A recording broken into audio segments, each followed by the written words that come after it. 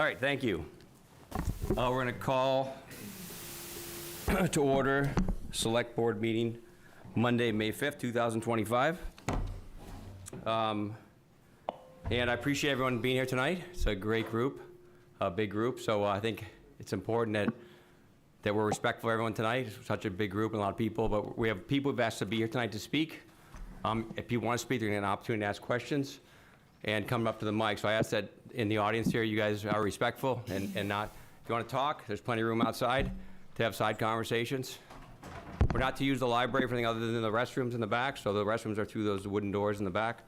But I, once again, I appreciate everyone's passion, but let's leave the emotion out of this meeting tonight and have a very professional, respectful discussion. So thank you for that.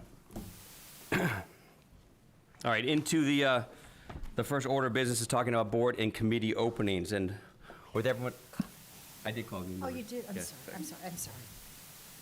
sorry. So we have a lot of openings, so hopefully with so many people in the room, we get some involvement in the community and other organizations. So I'm gonna read through them, and please take note, and please reach out to Joe if you're interested to fill out an application to join one of these committees or boards. In the Affordable Housing Trust, we have one opening.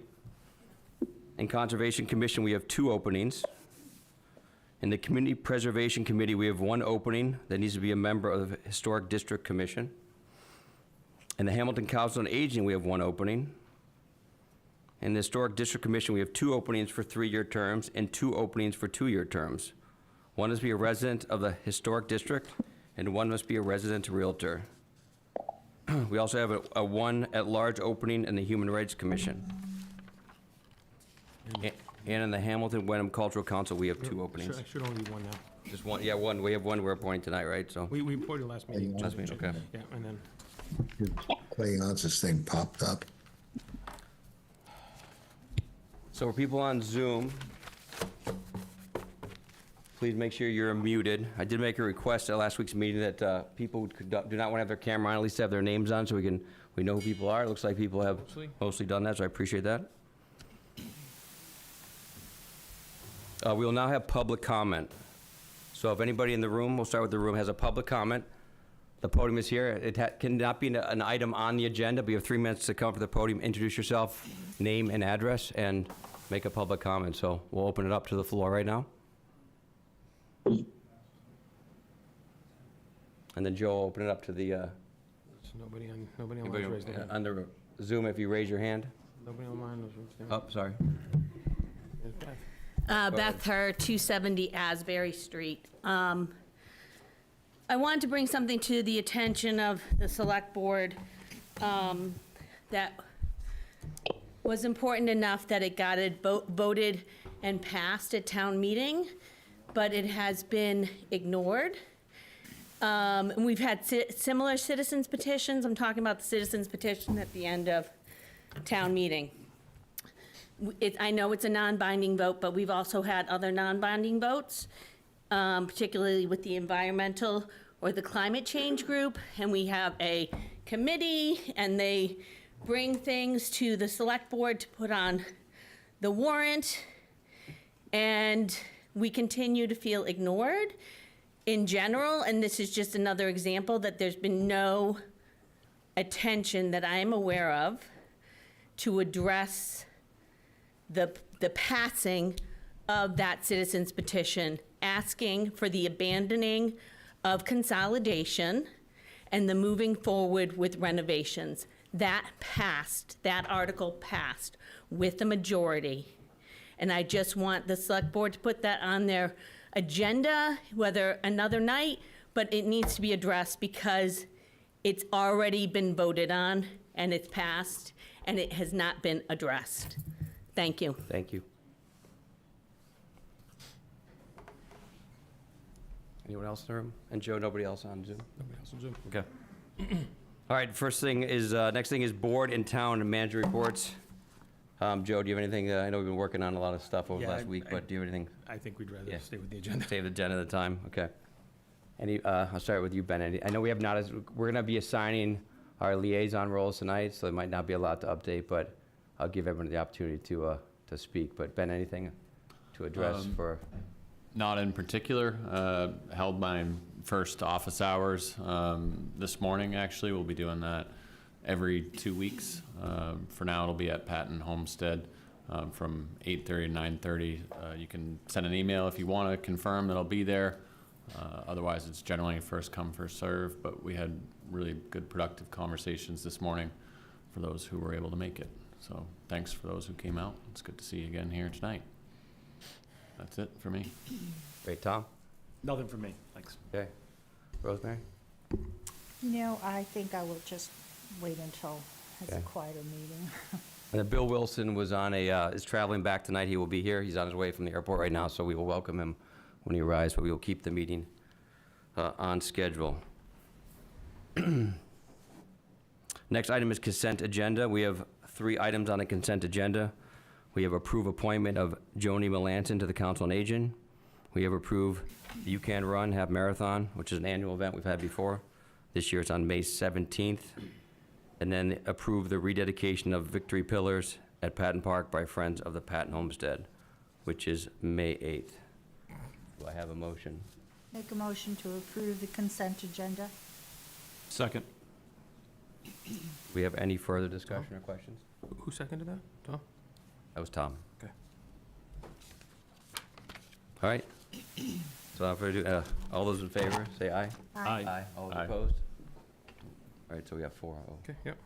Thank you. All right, so our first item on the agenda is a presentation that was required by FEMA to have a public meeting for our Hamilton mitigation plan. And we have a consultant here tonight, Jamie Kaplan, to give a presentation, and we'll discuss and vote. So, Jamie, I'll be able to move your presentation forward, so I'm gonna get to it now. Just go ahead and start. Oh, good, thank you.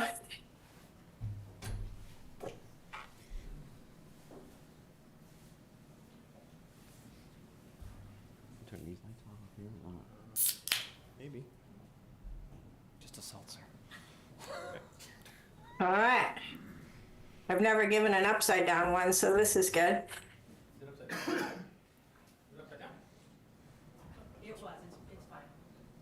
Okay. So you could click to the next slide.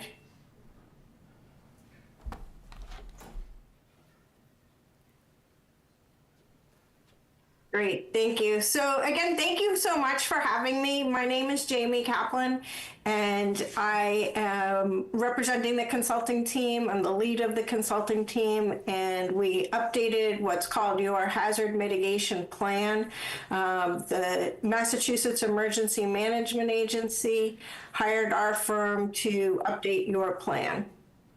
And so this is a chance for me to explain to you what's in that plan and how you'll have an opportunity to review the plan. So today we'll talk about, again, specifically what is hazard mitigation, what's in your hazard mitigation plan, and then I'll give you a few ideas for how you can prepare your own home and family. We'll talk about our risk assessment process, specifically what's in your mitigation strategy, and then how you can review the plan. So you can go ahead to the next slide. So just a little background about us. As I mentioned before, MEMA, the Massachusetts Emergency Management Agency, hired us to update 27 plans across the state. So we're just at the tail end of doing that work. We've worked as a team for well over 20 years together, and we do mitigation planning across the state. Okay, you can go to the next slide. I don't want to take too much of your time.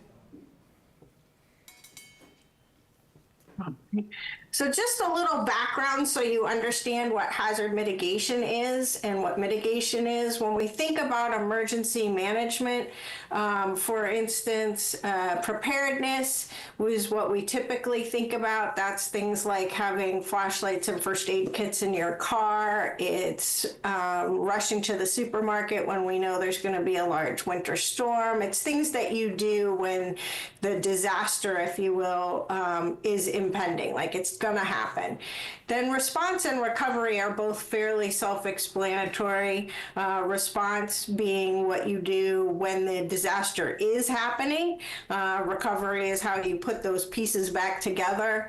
And mitigation is what you do when there isn't a disaster happening, but there's action you can take so that you won't have a disaster. And when we speak about hazard mitigation planning and your plan specifically, we're thinking about natural hazards. I'm based in Northampton, Massachusetts, and it has been pouring here all day. But we don't have to have flooding. We can't stop the rain, but we don't have to have flooding. And things that we would do to not have flooding, like shoring up seawalls or anything else that anything else you could do to prevent flooding, that would be mitigation. Public education is part of mitigation. Any kind of improvement of your infrastructure is mitigation. So when we write a mitigation plan, what we're looking to do is identify what can possibly happen in the community, and based on what can happen, what can you do about it? And the what you can do about it, we call mitigation actions. And it's required by the Federal Emergency Management Agency, FEMA, that your hazard mitigation plan be developed and updated every 5 years. Go to the next slide. So, I'm sorry, did someone have a question? I mean, you're right, Coach Mizzou will be the first one to say every No, single. we just have someone unmuted. Go ahead. Sorry. Oh, Sorry. okay. I couldn't tell. So hazard mitigation, FEMA defines it as any sustained action to reduce or eliminate long-term risk to life and property from hazard events. I know the little graphic shows that for every $1 you spend on mitigation, you're saving $6 on future disaster losses. In fact, it's really closer to $13, depending on what that hazard is. So it's certainly well worth our time and money to mitigate risk. If we wait to try and recover from disasters, it's exponentially more expensive, not to mention that we'll lose lives and property. When we develop a hazard mitigation plan, we're looking to identify cost-effective actions to reduce risk. So these are well thought out projects. We're not looking for random harebrained ideas. We want to make sure that we're helping you use your resources, financial and human resources, wisely. We focus on your greatest vulnerabilities. The process of putting the plan together as well as implementing the plan is an opportunity to build partnerships. That's super important because these natural hazards that we're considering, they don't abide by government boundaries. They don't know about them, they don't care. So as you think about mitigating risk, you want to make sure that you are working in conjunction with your neighbors, especially when we start talking about flood risk, because things downstream are impacted based on what we do upstream, of course. Also, when you apply for grant funding, you're more likely to receive funding if you're working in partnership with another government organization. So the plan will increase awareness of hazards and risk, and each of you will have the opportunity to read the plan, and I think you'll see that. The plan that we've developed does communicate the priorities of the town. We've reviewed all the plans you have in place, as well as worked closely with you over the last nearly a year to develop the plan. And so we do make sure that we're aligning with your objectives as a community. And then ultimately the plan should save lives and money. Go to the next slide. So just a little bit of an overview of how the plan was developed. We started with a kickoff meeting back in September. We put together what we call a Hazard Mitigation Planning Committee, or HMPC for short. We've had 4 meetings with the HMPC. Members of that committee represented the majority of your town departments. We've had 2 public meetings, this being the second one. And then you folks have the opportunity to review the plan. It should be available for your review in the next, within the next week, because the HMPC is currently reviewing it now.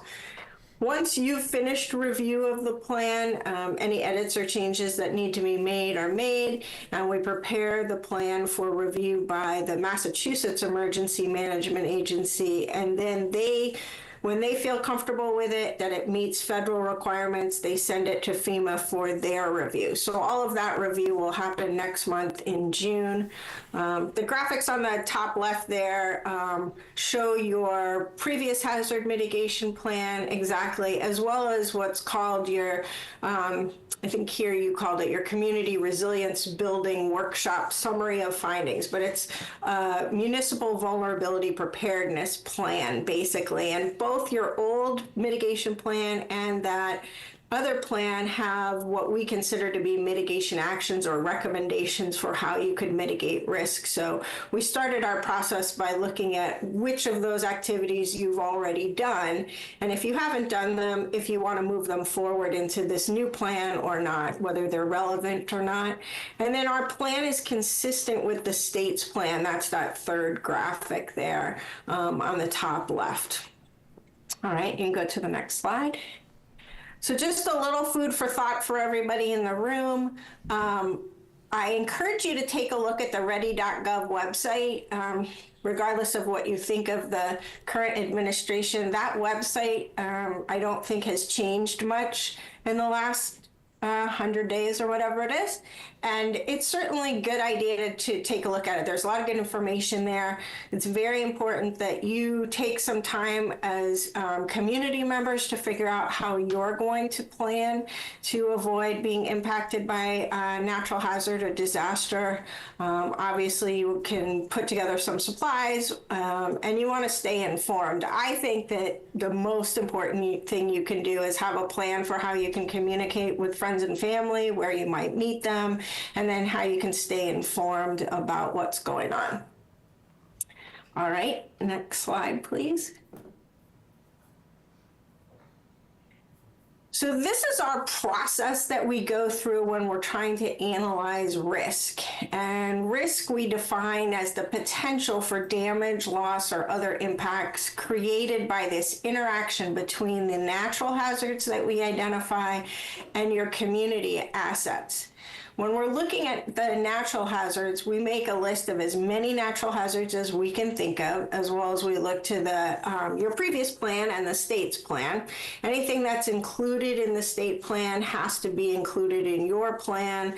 If it's not included, we have to explain why, it wouldn't be relevant. For instance, I told you I live in Northampton, we wouldn't include tsunami in our plan. All of the hazards are detailed. The risk assessment chapter in your plan is well over 100 pages. Each hazard is described in detail where it can occur in your community, to what extent, and by that we're thinking about the amount of what can happen. So the magnitude or the strength, for instance, if it's a hurricane or an earthquake, how big it can get, what's happened previously. Perhaps you've had previous disasters, as well as we want to look forward. What do we anticipate is possible in the future? In terms of community assets, we're thinking about your demographics, so the whole population.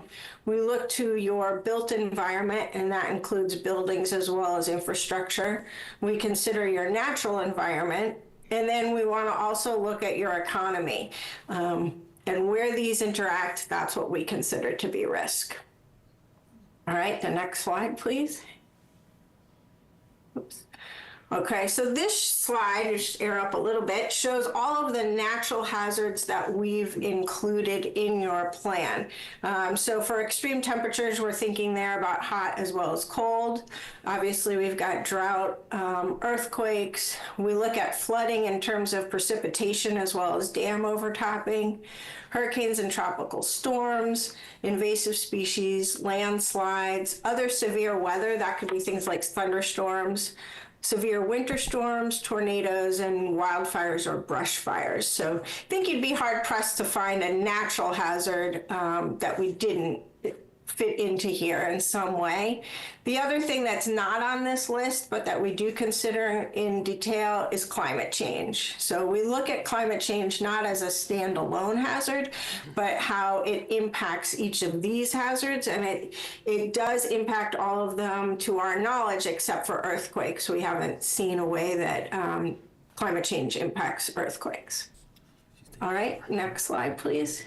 Did you give her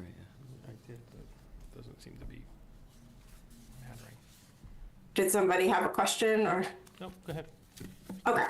So when we think about your community assets, as I mentioned to you, we're looking at your population, we're looking at the built environment and your natural environment, and then we're spending some extra attention on what we consider to be critical facilities.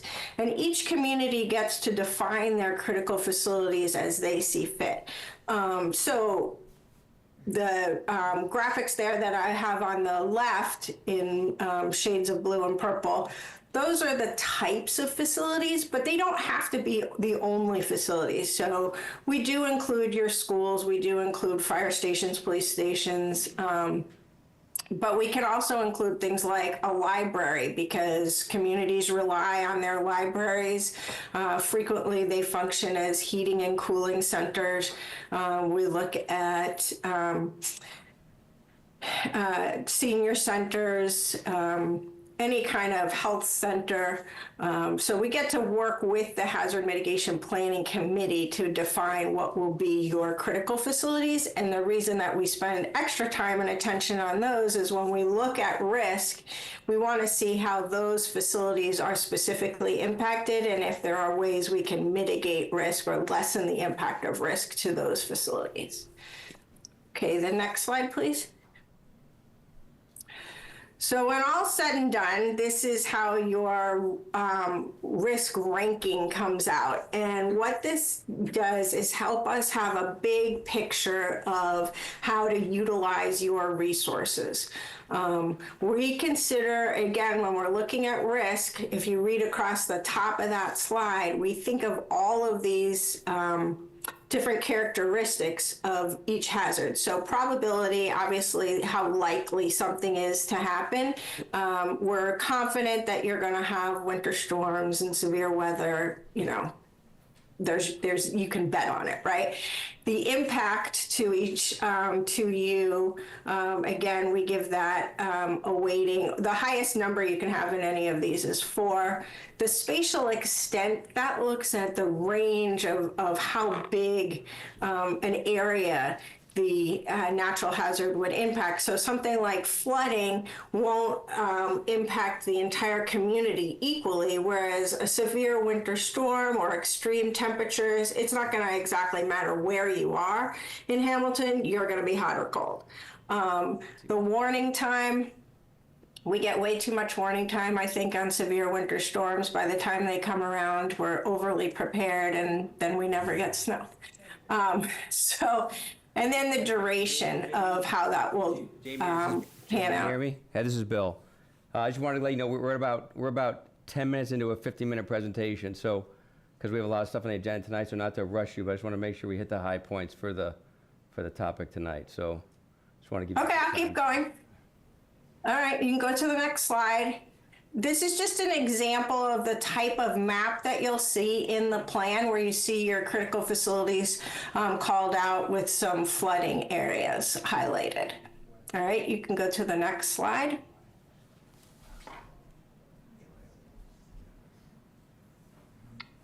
Just as a reminder that you can sign up for mobile alerts in Hamilton, I encourage you to do that, and you can do that on the website. You can go to the next slide. So your mitigation plan has some goal statements. We put them in categories there just because it's easier to sort of digest them, if you will, with saving lives and property being the most important. We encourage you to increase your capacity to mitigate risk and then to specifically protect buildings and infrastructure as well as natural and cultural resources. And we always include education and awareness, and that's for the public as well as for the community at large. All right, you're bouncing around a little. One more slide there. So when we think about how to mitigate risk, these are the 4 categories of where your mitigation actions would fall into. So when you think about, well, if we're gonna have, say, flooding, extreme temperatures or earthquakes, what can you do to mitigate those risks? Your answers are in these categories of you can plan, for instance, to build properly or not to build in high hazard areas. That would be planning and regulation. I think the other ones are pretty self-explanatory. Okay, one more slide.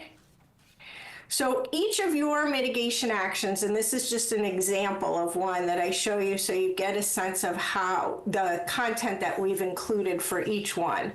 So we have prioritized them in order.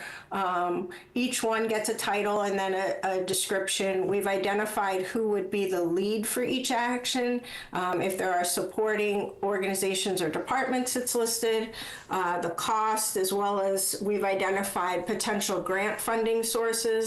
And an implementation schedule. It has to be within 5 years because the plans are good for 5 years. All right, the next slide. So this is just an example of some of your mitigation actions that are in the plan. We don't need to go through them in any detail, but I think you'll see that we've included all types of actions, whether it's infrastructure or education, protecting your natural environment. It's all included here. All right, and I can just wrap it up pretty soon. Just those are some general ideas for ways you can protect your own homes. I won't waste your time with that.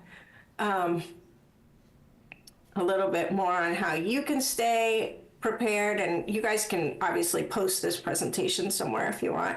And then the next slide.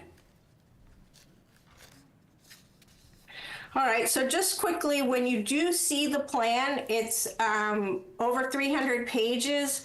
The introduction is just that. It explains what's in the plan. Your planning area profile kind of sets the stage. What is Hamilton? What's there? Your planning process describes how we develop the plan. Risk assessment we went over in some detail today. It ends with problem statements, and we look to find solutions to those problems in your mitigation strategy with those actions. Your capability assessment goes over the town's capacity to mitigate risk in those areas of planning, administration, finances, and education. And then the plan wraps up with the method for you to implement it, which will include continuing meetings with your committee and seeking some funding. So finally, last steps, you will review the plan shortly. I have it in my notes that you are going to have copies of the hard copies of the plan at the Public Safety Building and at Town Hall, and that the plan will be posted to the town's website.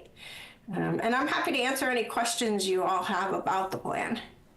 Joe, if you can go back to 17, I think I just want to spend 2 minutes on 17, so you just closed it. Yeah, But 17 had 8 sort of real-life mitigation actions for Hamilton, right? So one was, you pulled it up, right? One was replace the Winthrop Street Bridge.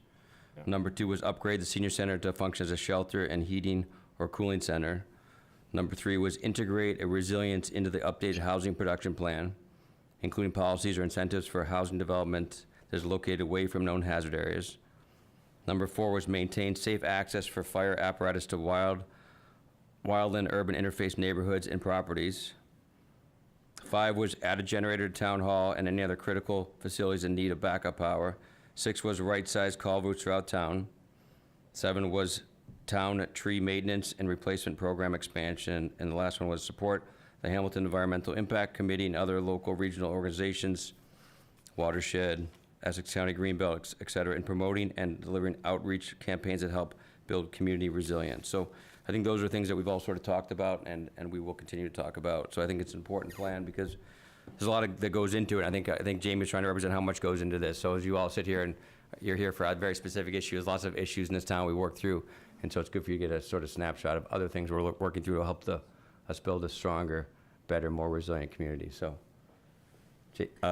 Joe. If I could ask a quick question, do you take attendance at this meeting? Because it would be helpful for FEMA if you could pass around a sheet or something so that we have an attendance list. Joe, what do you think? We got about 100 people here, Jamie. I don't know if I'm going to get. Really? 100. That's Oh, yeah. great.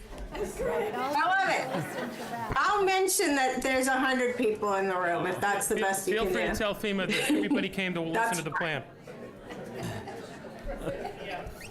So Joe, for Prosper Night, so obviously we have to have 2 public hearings, and this is number 2. Yes. Yes, And then the plan will be presented on our website within the week? yes. About a little over a week, yeah. We just have to finish it up. Does anybody have questions about it? I really do want you to understand what's in there and the value of it. There's been a lot of work that your Hazard Mitigation Planning Committee has put in. Joe's been actively engaged in all facets of it, as the fire department has, so. Joe, are you looking for any direction from Select Board tonight, any specific items? No, the process changed a little since I used to write these a long time ago, but the next step is for this to go to MEMA and FEMA. Once it's approved by them, it'd come back here for a vote to accept. So they'll make Yes. sure we check all the boxes that they have on their little crosswalk, so. I Joe- just have one question, and this might be for Jamie or for Joe, but does this include like a continuity of operations plan in there, or is that a separate plan? So like in the event. 2 plans of- separate. 2 separate plans, okay. Yeah, this is Public safety just covers already have an approved mitigation. plan. So no response in here, no recovery in it, yeah. Thanks.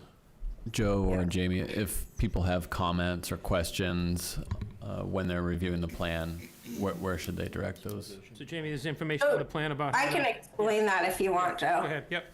What I'm gonna do is make sure that Joe has a form that he can post online, as well as put some hard copies next to the hard copies of the plan. So any comments that everybody has, you can go ahead and make those. And we will record all the comments in the plan that anyone in the public makes. We don't make edits to the body of the plan unless the committee agrees that the edit should be made. If you have a question, feel free to come up to the podium, say your name and your address, please.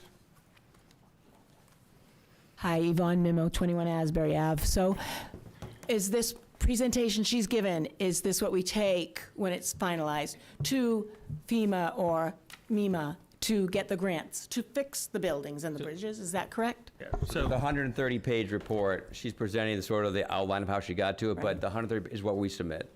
And we will submit that as soon as they've checked off that said that it fills out all the boxes. Right. And then we need that on hand, we need them to have that on file before we can even apply for money. Right. So that's step one, we and then can't it even goes- apply for money until this plan's renewed. Okay, but it is the basis of where they get Yeah. we go to get the approval for grants. Thanks. Yes, it will help. And there's a lot of good content in the plan that should help you with your grant writing. Any other questions for Jamie? So Joe, do we need to vote on anything tonight? No, I don't, no, we do No. not. Nope, Okay. Jamie says no. No voting, just learning. All right, well, thank you for all the hard work. All And, right, thank we you will for continue having the me. discussion. Good luck with the rest of your meeting. Thanks, you. Jamie. If something else comes up, just let me know. Thanks, Thank Jamie. you. You're welcome. Bye. All right, we welcome Bill Wilson. Thank you, Bill. Yeah, sorry I'm late. Flight delays. All right, so we get to the main event here. So I want to give people an update from our meeting from 2 weeks ago, on a Tuesday, 2 weeks ago. It's not quite 2 weeks, but we met 2 weeks ago and had a very robust discussion about the school committee came to us and requested that we put the school consolidation plan back on the June 26th special town meeting that we have already had scheduled. And so we had a very robust discussion, a good debate. We let everybody speak. And it was, I think it was a very, very interesting discussion. What we did at the end of that discussion is we tabled the vote that we had up here for the select board to vote, and we tabled it. Rosemary requested to be tabled because to have a little bit more discussion amongst the board to think about it. And we also invited Eric, Tracy, and the school committee to come tonight to answer some questions. So that sort of was the basis for the meeting from last week. What has happened in the last few days is we have received a citizen's petition signed by over 200 people. I think the final count, Joe, was, The signatures were over 380, but the clerk only had to certify more than 200, so she stopped certifying at 240. so we're required, if we get a citizen petition requiring a special town meeting, to actually have that special town meeting within 45 days. So we now have that certified request. So now we do not have to vote, and we're going to forego our vote because now we have to abide by the requirements of the petition. So tonight, what we're going to do is discuss the petition, moving forward with that petition. But we also want to give, excuse me, I'm going to start now. We're not going to have side discussion in this room. We have a lot of people in the room. We have to be respectful. If you have a question, you can come up to the podium at the appropriate time. If you want to talk to your friends, you can go outside and talk to your friends.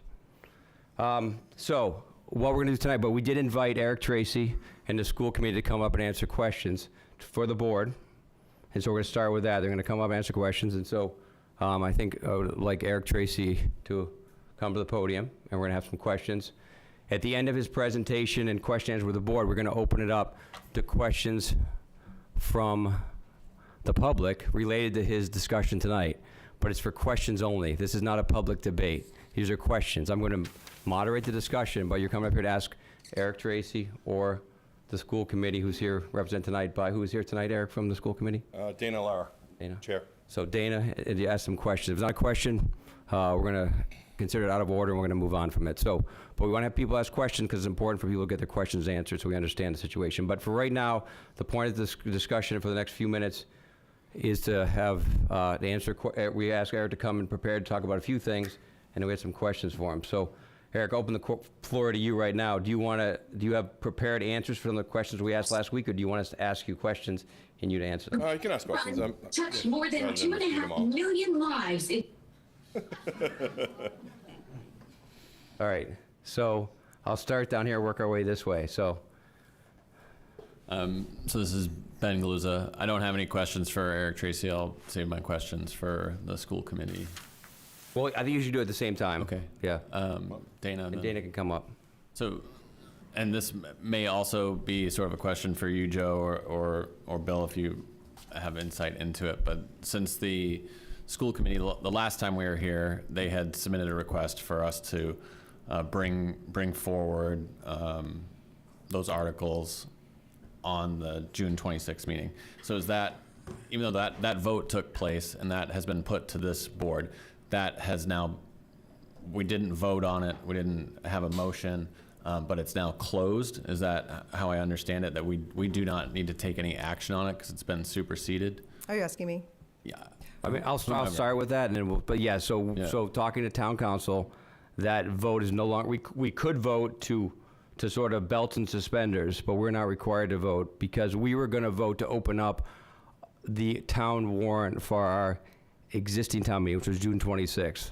Okay. This is to have a different town meeting. It has to be within 45 days. 45 days has to be by the 15th. 14th. Oh, sorry, 14th of June. So this is a different town meeting. So we can decide we'll do the other town meeting later, but this is not, so we're basically been superseded by this petition. That has to be acted on within 45 days. All right, so that supersedes it and it closes out the request then from the school committee. So that's now gone, essentially. We don't need to act on it at this point. So it's not that it's closed, it's just we're not acting on it at this point. Okay. Any other questions for now? Tom?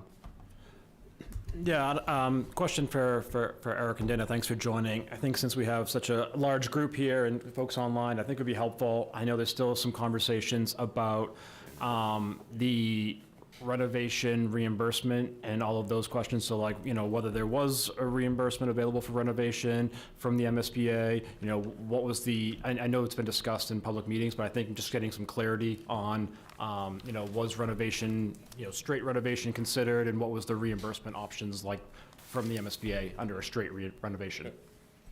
So you have to go all the way back in time to when we had 14 options on the table, ranging from ADA compliance all the way through a combination of renovation and renovation addition and new construction for various size buildings, small elementary school combined various sizes. So any of those except for the ADA, so out of the 14, there was one, the ADA upgrades code upgrade, they called it, was not eligible for reimbursement. Doesn't meet any of the specs that the MSBA puts out. So for example, the gym would be undersized. In a renovation, you wouldn't expand the gym. In a code upgrade, you wouldn't expand the gym, so they wouldn't reimburse for that. So they generally don't get into reimbursement for code upgrades.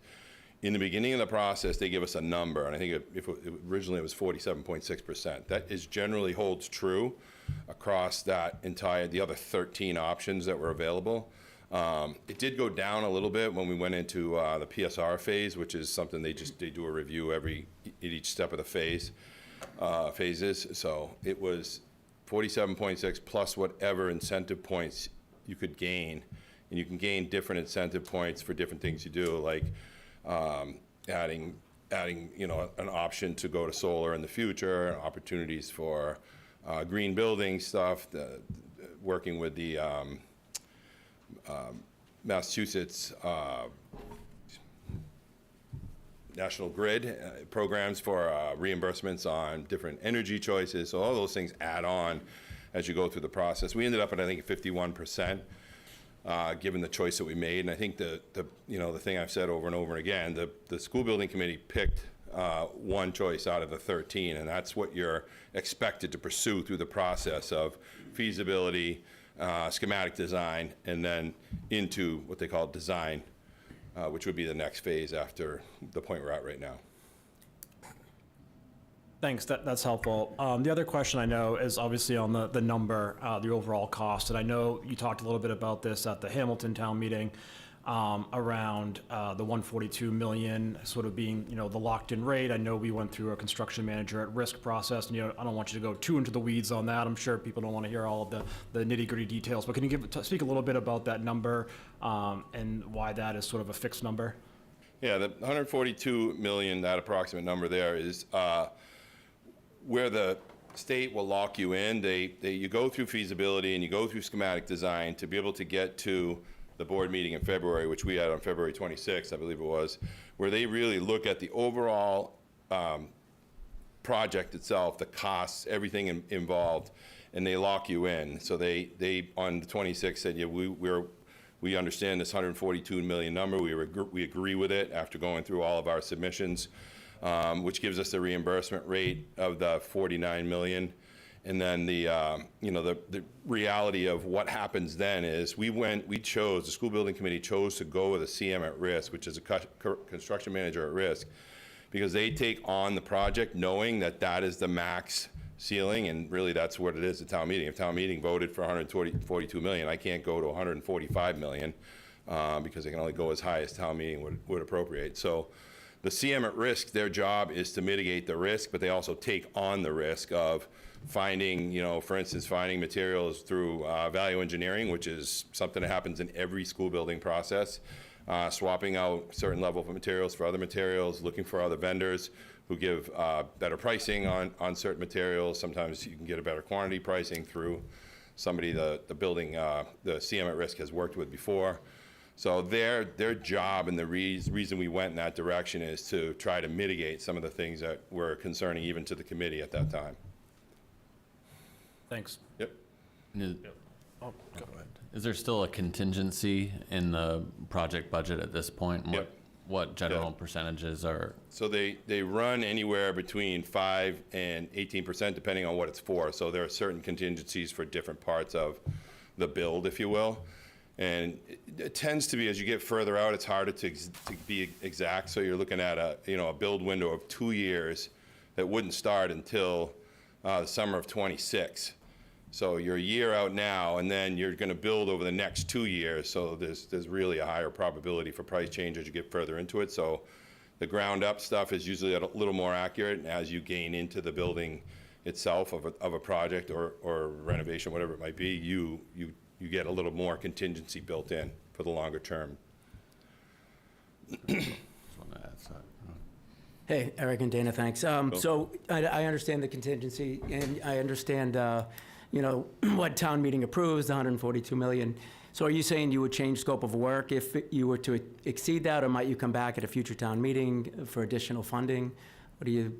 Generally, they value engineer through those processes. They would look at Steel's the one that comes up a lot. People keep talking about steel. You know, they look for different vendors.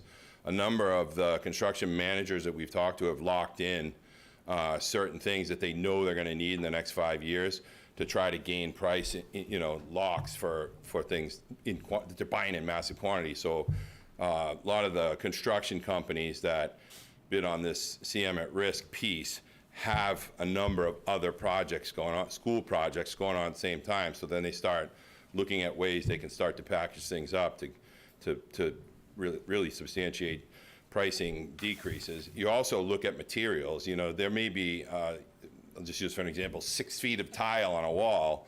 You don't need 6 feet of tile on a wall in elementary school, maybe a high school, but you know, elementary school, you can come down to 4 feet, which is a savings across a 127,000 square foot building. Got it.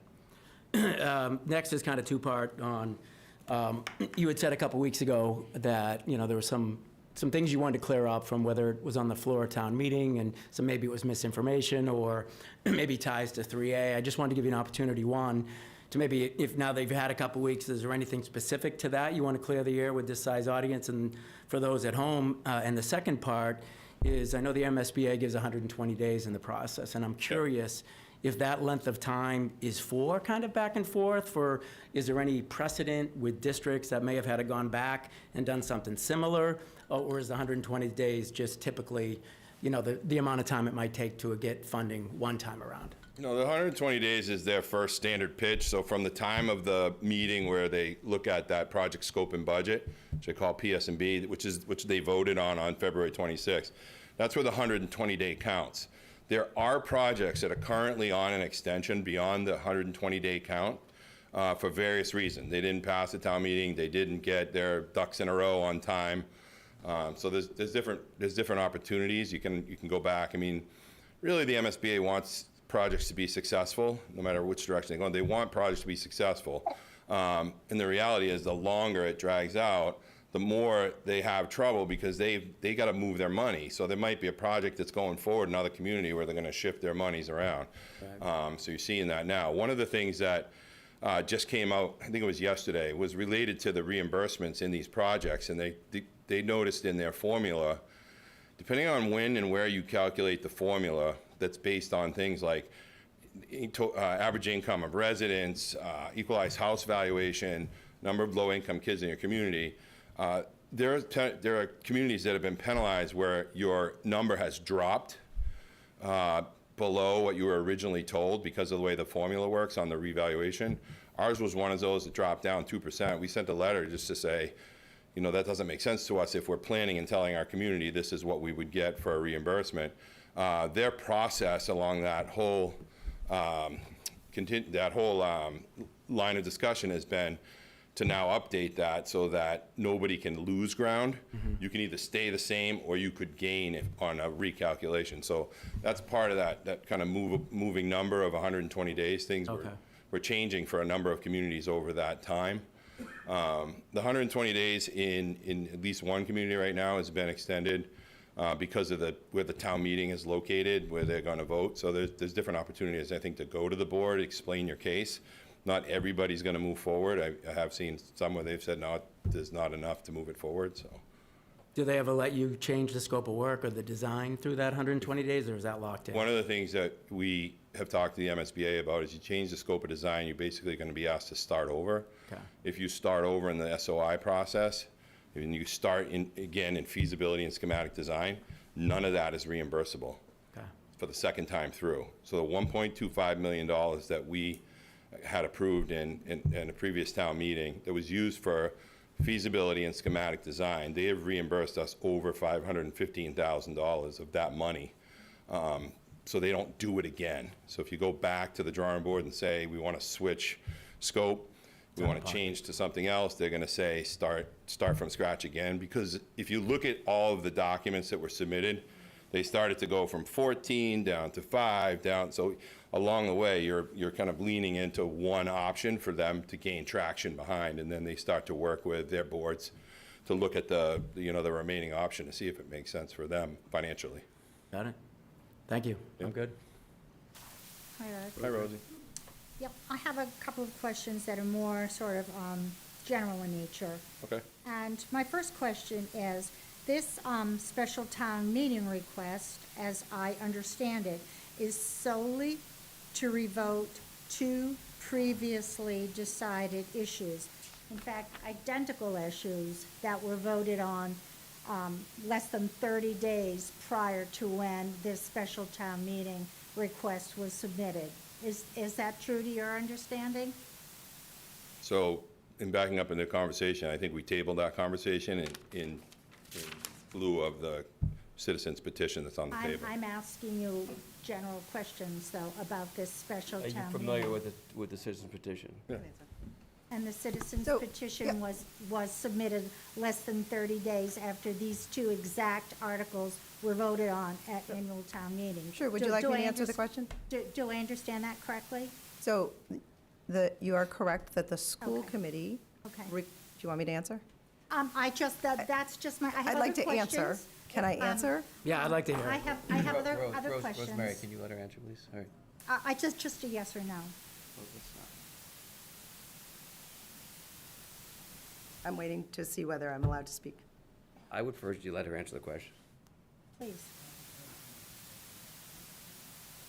So the school committee voted to ask the select board to add these two same articles, you are correct, to a future special town meeting. That is correct.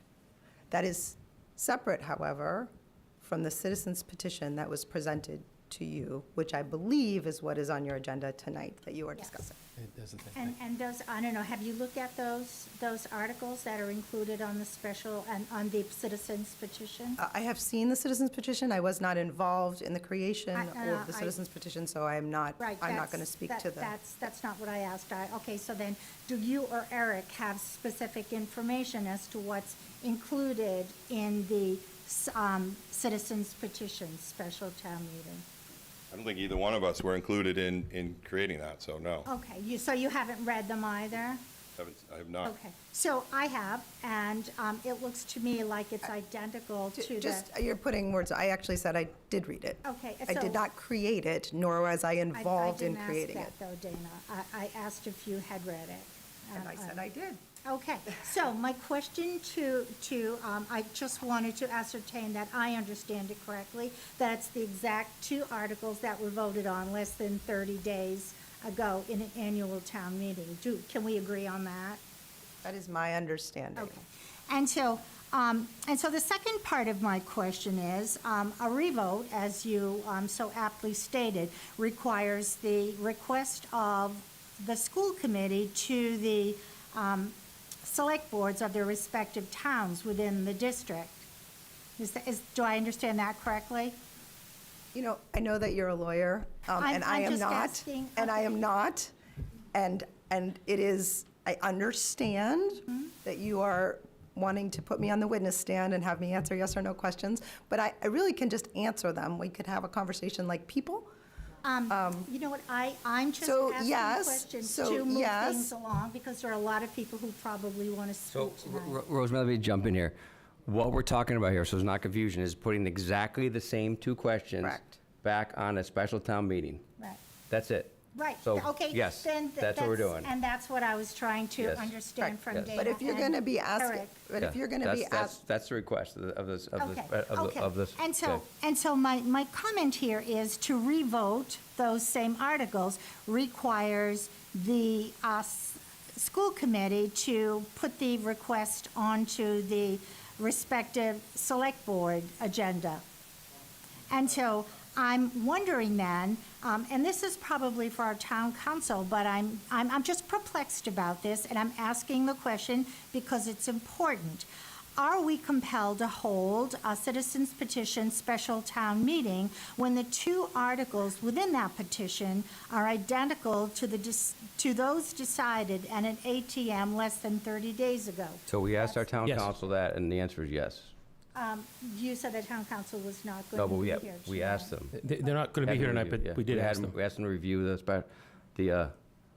citizen petition to So make sure it's valid. according Yes. Okay, so we can have just regular old citizens come up in request? It turns out it's being done more and more in Massachusetts. That citizens are asking for these all the, and we've seen now 3 or 4 cases in the last 6 months that this has been done in other 3 or 4 towns. cases? Oh, that's Yeah. interesting. I'd like to get those Well, statistics. we'll get them from our attorney, get them to you, but yes, it's happening more and more. That a citizen's petition can compel a revote, Yes. as opposed Well, to compel a the vote. executive There's bodies. no and the- limit on a revote, but they can compel a vote. Compel is- Call it a revote or a vote, but they can compel a vote, yes. But it is a revote. That doesn't distinct from a vote or a revote. It's a revote. But there's no distinction in the law. It's a vote. Anyhow, okay.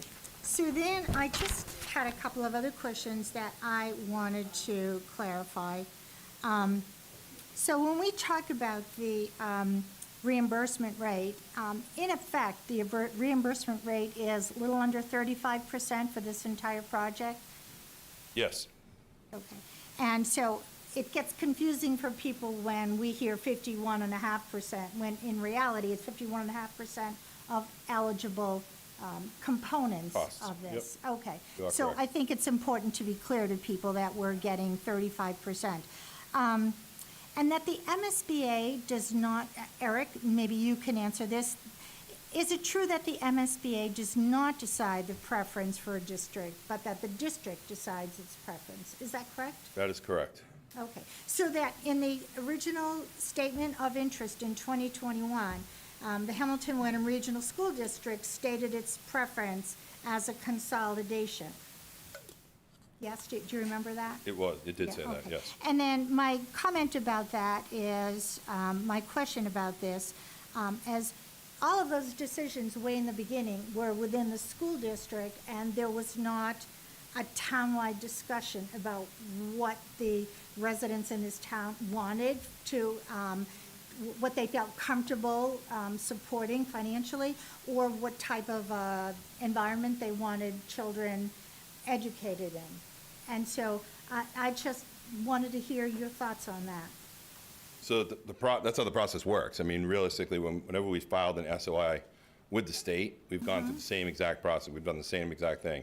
We've had a number of them for boilers, for outside envelopes at the Winthrop, for different things like that. We have another one coming up Those for are repairs, the that's roof. not, that's Same not things. a new Yep, it's the school. same thing. Statement of operation, statement of interest in being in the program. It's the same exact process. Okay, but for this type of school, it was within the school district where it was decided, and not a community-wide conversation about what the town felt it could afford, or secondly, the environment in which we wanted to educate the children. Correct. Thank you. Yep, thank you. Carrick, I had a couple questions. When we met a couple weeks ago, a lot of stuff we talked about what's going to be different, right? What's different? Like, why do another revote? We were debating about whether we were or not. It was questions, what's going to be different the next time that we vote, right? It's 6 weeks away. So I had asked a question, but I'm going to ask it again because there's more people here, maybe it's some time to think about it. But I heard a lot of people speak against consolidation and against spending the money, but nobody was against, but not against spending money. Everybody said spend the money in the school, but renovate, don't consolidate. I don't think I heard anybody say don't spend money. Okay. I'm paraphrasing here, so correct me, you and Dana, if I make a mistake here, but we just voted in, a school board, re-voted in a school board that is not in favor of renovation. You guys are in favor of consolidation. That's what you put your time and effort for. I just want to hear more of a stronger statement from both of you, sort of why the school board, the school, does not support renovation, and why it's a bad thing, why, we talked about a little bit, you talked about the schools aren't the right size, you can't do it all at once, you have to phase it, you have kids in different schools of different types. But I wanted to kind of give you an opportunity to really talk about, if you thought about anything differently than you answered 2 weeks ago about why renovation is not what we should be voting for in this town. Right. So and I'll take you back to the ed plan and looking at what our needs are. What we have right now does not meet our needs. Our school district has changed dramatically, and I'll just point to specialized programs as one of the areas that we continue to grow fairly dramatically. Our Castle program is, just for next year, I got to split it in two. I have to find a new place to put it, which is going to move something else around because it just continues to grow. Our ILP program continues to grow. I don't have spaces in schools that were designed in the 50s to not include all these kids and all of these programs in our schools. And I think That really is the priority area for us. When we looked at straight renovation, it was difficult to say, just renovate it as it is, clean it up, put new windows in it, put new heating, ventilation in it. From that point on, we still don't meet the needs of getting enough spaces for our kids in our programs that meet their needs, like physical therapy, occupational therapy. These things really didn't exist in schools when these schools were built, so there's not really strong spaces for them to function. So any type of specialized program, it's either gonna take up a full classroom, or we create a space out of something we have, like our intervention program at the Winthrop occurs on the stage.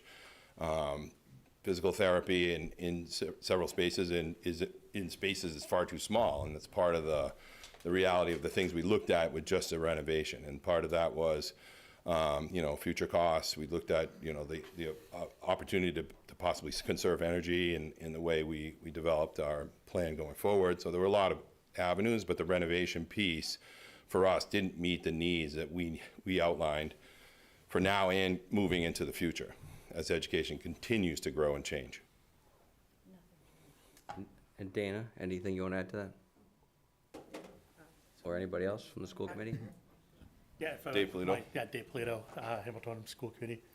Excuse me.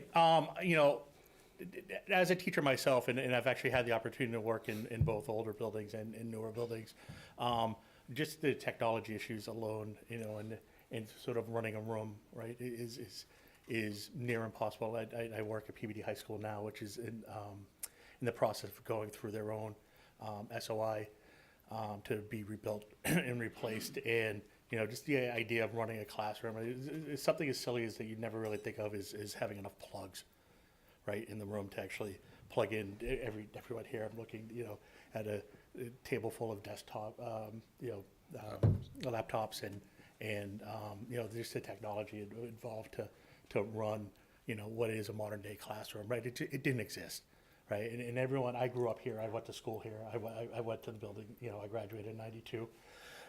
Excuse me, and I said it before with the field, and I'll say with the, there's still desks with my name carved in them, and, in the school. Did you do that? School building looks like, school buildings look, nothing like they did when, school environment looks nothing like it did back when I was in school, yet our buildings look identical, right? And in the environment that you actually need to create these new spaces for learning, and as Eric said, these breakout spaces for all these children that we're identifying that actually have particular needs that we can address, and we do a really good job of addressing. We need the space to actually run those programs. Excuse me.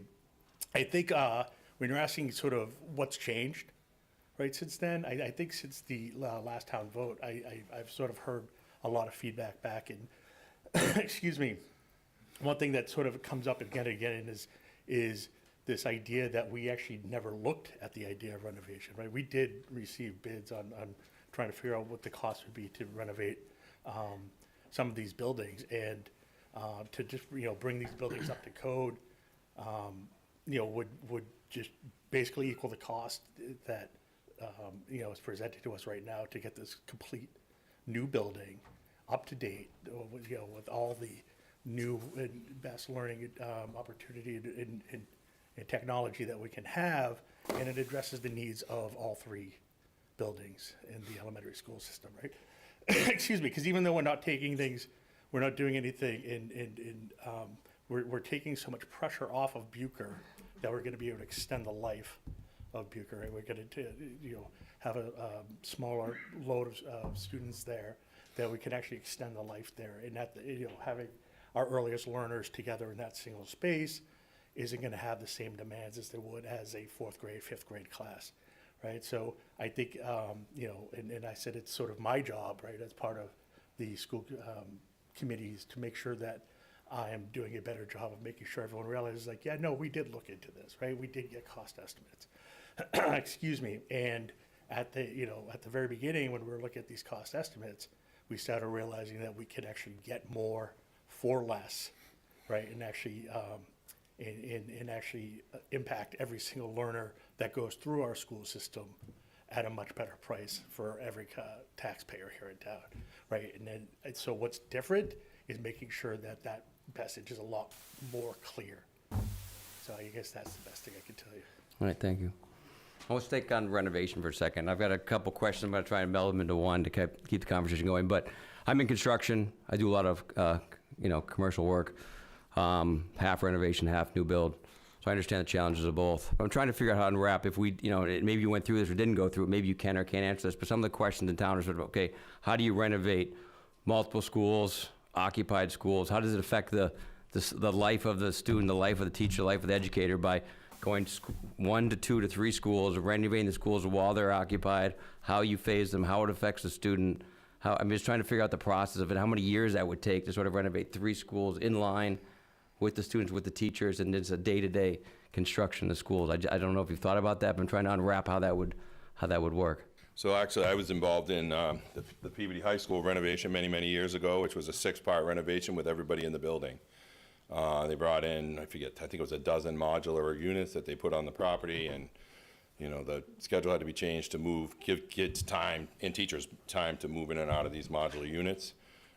Same would happen here. There isn't a place where we can just say we're going to move a whole chunk of kids while a certain segment of the building would be renovated. So if you just said, we're just going to renovate the Cutler School, no matter what, you still have to get kids out of that renovation space. So whether you do it in, if you had another building to put them in, that would be great. But we don't, so we'd have to do it in stages, and that becomes time and money. The more you stage it out and the longer it takes. So basically they would work on a segment of the building, but have those kids in modular units usually on the same grounds, within the same, perimeter of the building. So the modular units get expensive. You can either lease them or you purchase them, and they run about $250,000 a piece. That's not even with the install for electrical and anything else you might need to go into that modular unit. So modular units, you're moving kids over there, you're renovating, then you're moving kids into the new spot, you're taking those kids and swapping them around. So there's a lot of movement, a lot of scheduling issues that pop up. It becomes somebody's job full-time to make sure that everybody's in the right places, the right times. The scheduling is moving through this entire process, and that kids and faculty are safe from all the hazards of the construction site too. How's it impacting the kids or the faculty? Yeah, I mean, it's time and money, but yeah, how's it actually impact the life of a student? It's loud. I mean, you have people still in part of the building while you're renovating another part. So there's that activity going on. And with younger kids, their distractibility level is much higher. So there's a lot happening all around them. There's in the project that we did, the 6-phase project we did, it was fire alarms constantly going off, and moving people around to different segments of the building during different time periods. So changing the whole school schedule is one, because you got to give people time to move. You got to give people time to go from, say, a modular to their music classroom, if that's available, or if you need to move your music classroom, you could put your music classroom in a modular unit. So there's a lot of movement. Did you look at time frame of renovation? It's longer. It does take longer, which is where the cost starts to accelerate. Renovation and renovation addition, they're just longer processes because you're working around a site where kids are still, and adults are still in school. I want to go back to a question I think Tom asked, but in terms of contingencies and GMPs and at risk, easier when it's a new build because it's sort of the knowns there's less unknowns. Correct. How do you handle a contingency in a renovation where there's a lot more unknowns? It's harder. It's a lot harder to do. I mean, there is asbestos in our schools. There are hazardous materials in buildings that were built in that period of time, so you have to deal with those first. So you just don't know in some places what it's going to cost for you to get that, that mitigation happening and done before you go into some other part of the project. So there's some unknowns that you have to deal with, and they come up. They come up in every construction, in every renovation project. It could be something from the way the windows are sealed, the materials that we use to seal the windows. It's the flooring materials, the VCT tiles that we know are asbestos in many of our buildings. And we continue to work through that now. Even now, with our buildings each summer, we try to continually mitigate a little bit at a time. It's expensive to do. And things that kind of pop up are also expensive. And the last question, not to look into a crystal ball, but in your perfect world, this passes, right? And the school gets built, we're occupied by 2028, 2020, what's the? 2028, fall 2028. probably a little further now, a little longer. This doesn't pass, right? Use your best guess, your best knowledge, but this doesn't pass. What does it look like? What has to happen? What's the time frame of the next 5-10 years in terms of renovating the schools? What's the next steps? What does it look like? What's the time frame? What's the state giving out right now compared to what they gave out a year ago? Kind of walk us through what that alternate plan looks like. State reimbursements actually is pretty consistent with your community because it's based on average income, equalized value housing. The only changing factor that occurs in some communities is the number of low-income families that are in the communities that's factored in. So that generally stays the same. The process would be in April to reapply, submit another SOI for whatever, say the Cutler School. We'd go back to it and say we want to submit a new SOI for the Cutler School, and then go through that process and probably look toward an addition renovation, only because the addition just doesn't meet our needs. We have a space problem. We have a space problem that continues to grow, and I know the elementary school continues to grow on us right now. That is the one level that continues to expand on us. We're looking at this time of year, I usually have about 108, 110 kindergartners. I already have almost 130 kindergartners signed up for the fall, and I haven't gotten to June, July, and August yet. So I usually get about 15 or 18 more kids through the summer. So we're a little concerned there with the possibility of having too many kids in kindergarten we'd have to move some things around. We budgeted for 7 teachers in every grade level because that's been consistently what our numbers have shown us along the way. If we have to go to 8, that's got to come from somewhere else. I can't just take that. You just can't create an 8th position in the teaching realm. So those spaces are important for us. We're trying to figure out. We had a meeting this morning with our special ed staff to try to figure out how to split the Castle program into 2 programs and where to put it.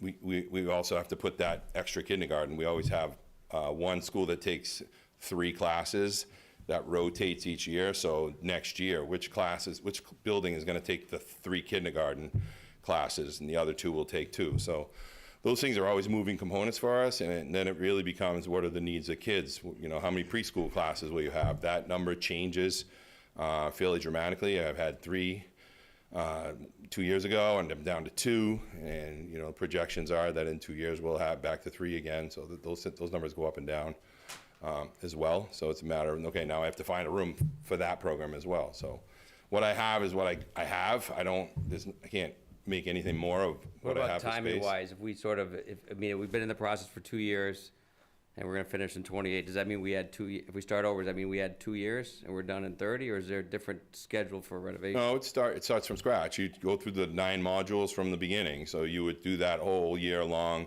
feasibility study, schematic design, and then you move towards a renovation or a renovation addition. You'd still have to go through all the steps that the MSBA puts in front of you, which is the nine modules that they describe on their website. Actually 8, but the 9th is the after follow-up. But those things depend on what you want to do. If you do it in one school, say you started with the Cutler School, you got an SOI, say you got it approved in 3 years, which is probable, I don't know. Depends on what the monies look like for the state. You apply right away. If this fails and we don't have a direction forward, I would apply right away. As soon as that window opens back up again, apply again for the 3 schools just as we had, and then go back at it and take our chances until we get pulled back in. People talk about Ipswich a lot, but I think it's important to note that Ipswich waited 2 years. In 2018, their vote failed. They decided to take 2 years off and not even have the conversations about it, just trying to move forward and figure out, kind of what their options are. And now, 6 years later, they're in. So I think they had applied for 3 full years before they were pulled back in the fall. Can you apply for more than 1 school at a time, or the state approves more than 1 school at a time? You can apply for more than 1. They generally don't. They wouldn't say, yeah, you can do all your elementary schools at once. They would generally want you to focus on one project. Excuse me. Sorry, I just want to add one quick thing, Bill, because you mentioned that we're in year 2 now. We're actually not in year 2. We're actually in year 7, right? Since we've put in our first SOI. Okay. So that's a much more realistic time frame on how long it actually took us to get here. Any other questions? came up from the board? Yeah, so you said you'd reapply in April, and that would likely be in addition at Cutler? Is that what you were saying? And then you talked about time. I thought I heard you say you'd apply all 3 schools, but would it more likely be over the next 10 years, you'd do 1 school, then, go through construction, maybe apply again for the second school, then by then maybe Bucher needs something? Would it be 10 years of applying? Yeah, you definitely have to phase it. You wouldn't want to eat all that at once. I mean, that's, the management of the project itself takes up a ton of time for myself and my staff. So you could really do 1 at a time. Right. And then say you waited 5 years and reapplied again, and then got pulled back in say year 6, then you'd start again with whatever building you selected. I would continue to put in all 3 elementary schools, only because that's what we have been doing, and you don't know. The state may say, okay, well, let's look at the Winthrop School instead. Remember, this project was focused solely on the Cutler School SOI. But could it ever be 1 application, 2 additions in 2 separate locations, or No, must it be? they'll only do 1 building at a time. Yeah. You can. That's why the consolidation Some made sense for me. some communities have been able to do them one right after another, right after another. It's 4 years, 4 years, 4 years. But it gets expensive, and then the risk for any project like that is you build, you renovate. Just pick a number. Say it's $60 million, and you get some of that back, and you go forward to the towns. There is a risk that you don't get that vote for the next school because people are like, wow, I took a big hit. So there's a risk there. And I think there's a double risk if you live in Wenham and we're renovating 2 schools in Hamilton. That may be tough to swallow for people who live in Wenham. I don't know. Those are conversations I've had with a lot of people, and it's interesting to kind of look at that in the big scheme of how we develop this. It's hard when you have only 1 school in Wenham, and that's how the regional agreement's met. Have 1 school in each community, and that's what we have, 1 school in Wenham. It would be helpful to have a better balance, but it just didn't work out that way so far. So Bill asked, what's different, and you answered some of that. But is there a place you would advise people to go to learn different information or additional information between now and a potential vote down the road? Yeah, I think one of the things we're doing right now is restructuring our website to simplify. There's a ton of information on there. I mean, some of the reports that went to the state are 2,000 pages long, and there's 3 of them. So we're trying to consolidate some of that information, make it a little more simple to digest. I think the idea of working with our OPM and them reaching out to other OPM and say, okay, what are you doing to kind of make this piece a little more palatable, or what are you doing to help to simplify the logistics of what happens through the process? So they've been pretty good with us working on how to rejigger some things on the website. There's a ton of information there. If you go there for your first time, if you did a week ago and you went in there and you're like, wow, I didn't, most people who do that have no idea that this process started almost 2 years ago, and that we started with over 20 land options and over 14 different types of options for renovating an addition and new buildings. So that's one of the things I think that gets away from people if they joined late in the game. So those 14 options and that whittling down of the options along the way kind of gets left off the table for anybody who jumped in the last 60 days, say, because once you get on that site, you're like, wow, it's just, which rabbit hole do you want to go down, I guess. So we're trying to simplify that. Okay. I had one more question. Yeah. I read this, so you have something else? Oh, go ahead. Okay, great, thanks. So when David Polito was talking about technology, I mean, that can just be jimmy-rigged into any existing school. One doesn't necessarily need to have a brand-new school to do that, right? Well, possibly. I mean, one of the things we're finding is working with National Grid now, we have to change the transformers and run new wires from the street in some of our schools. They run about $600,000 just to do that. And, we're even having that trouble right now with electrification. We're looking at the electrification of boilers in the high school, which is causing that same kind of haste. That's a surprise. We figured, hey, we had 3 boilers running. We can bring in 3 boilers and just swap them out, especially if they're smaller and more efficient. Well, that's not necessarily the case in the current schools the way we have them. Okay, and So yes, you could jury rig them. The fire department doesn't like it, but there's a lot of you things. could do it in a way that's safe and wouldn't upset the fire department, I would think, right? We would have to, yes. So another question about, I'm sorry, Can I respond to that too? please. So I think, I genuinely appreciate that question, because I think it's an important one, and Bill was asking us about what kinds of things might be different this time, what kinds of questions we're getting from people in the community, so that was an important question. And I want to say that kind of making it work and figuring it out is what we've been doing in our schools for many, many years. And now it's time to do this. So it's not a bad question, because, yeah, you can make it work for a long time, and you can jerry-rig things for a long time. And we've done that for a long time.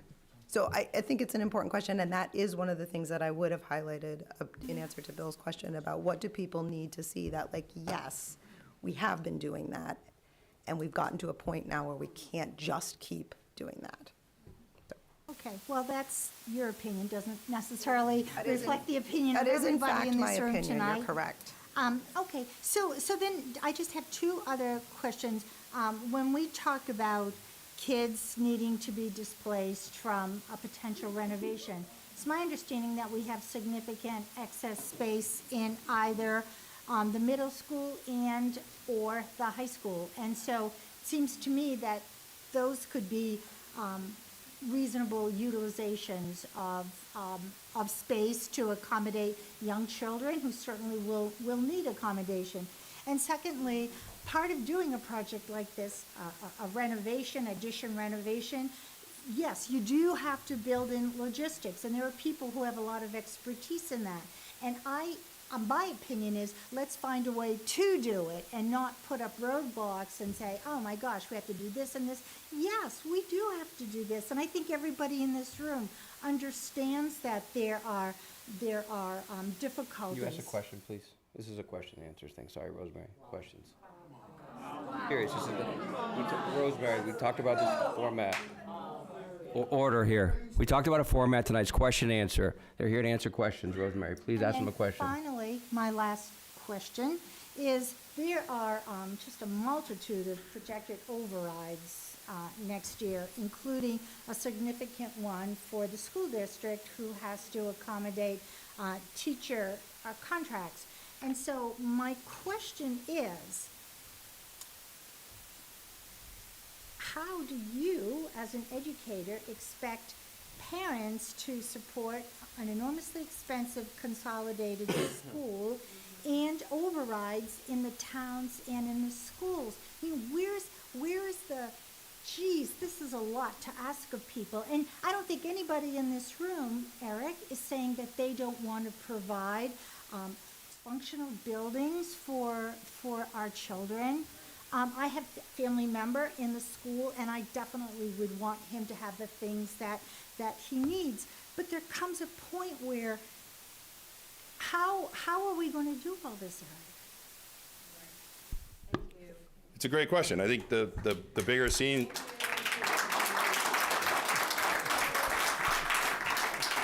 I think the reality of this is, if I was here 10 years ago, 15 years ago, we probably would have started it back then and not waited as long. We would have been a little bit more ahead of the game.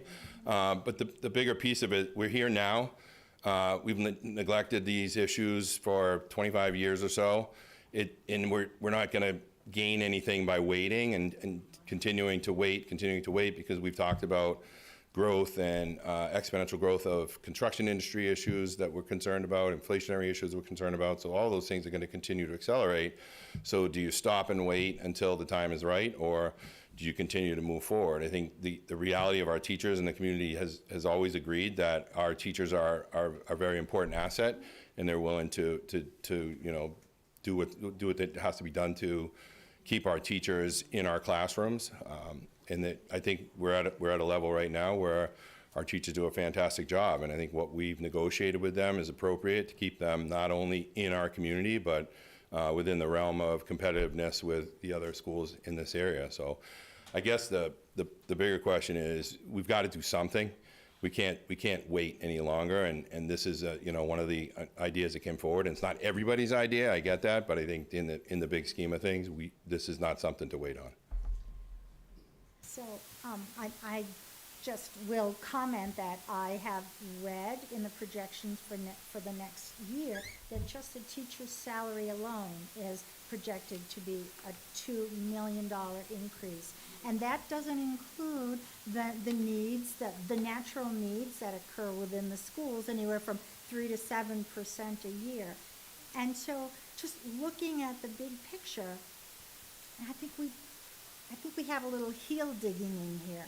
And I also, maybe you know about this as well, but the MSBD is always willing to work with communities to maybe change midstream because a set of circumstances is not working so well.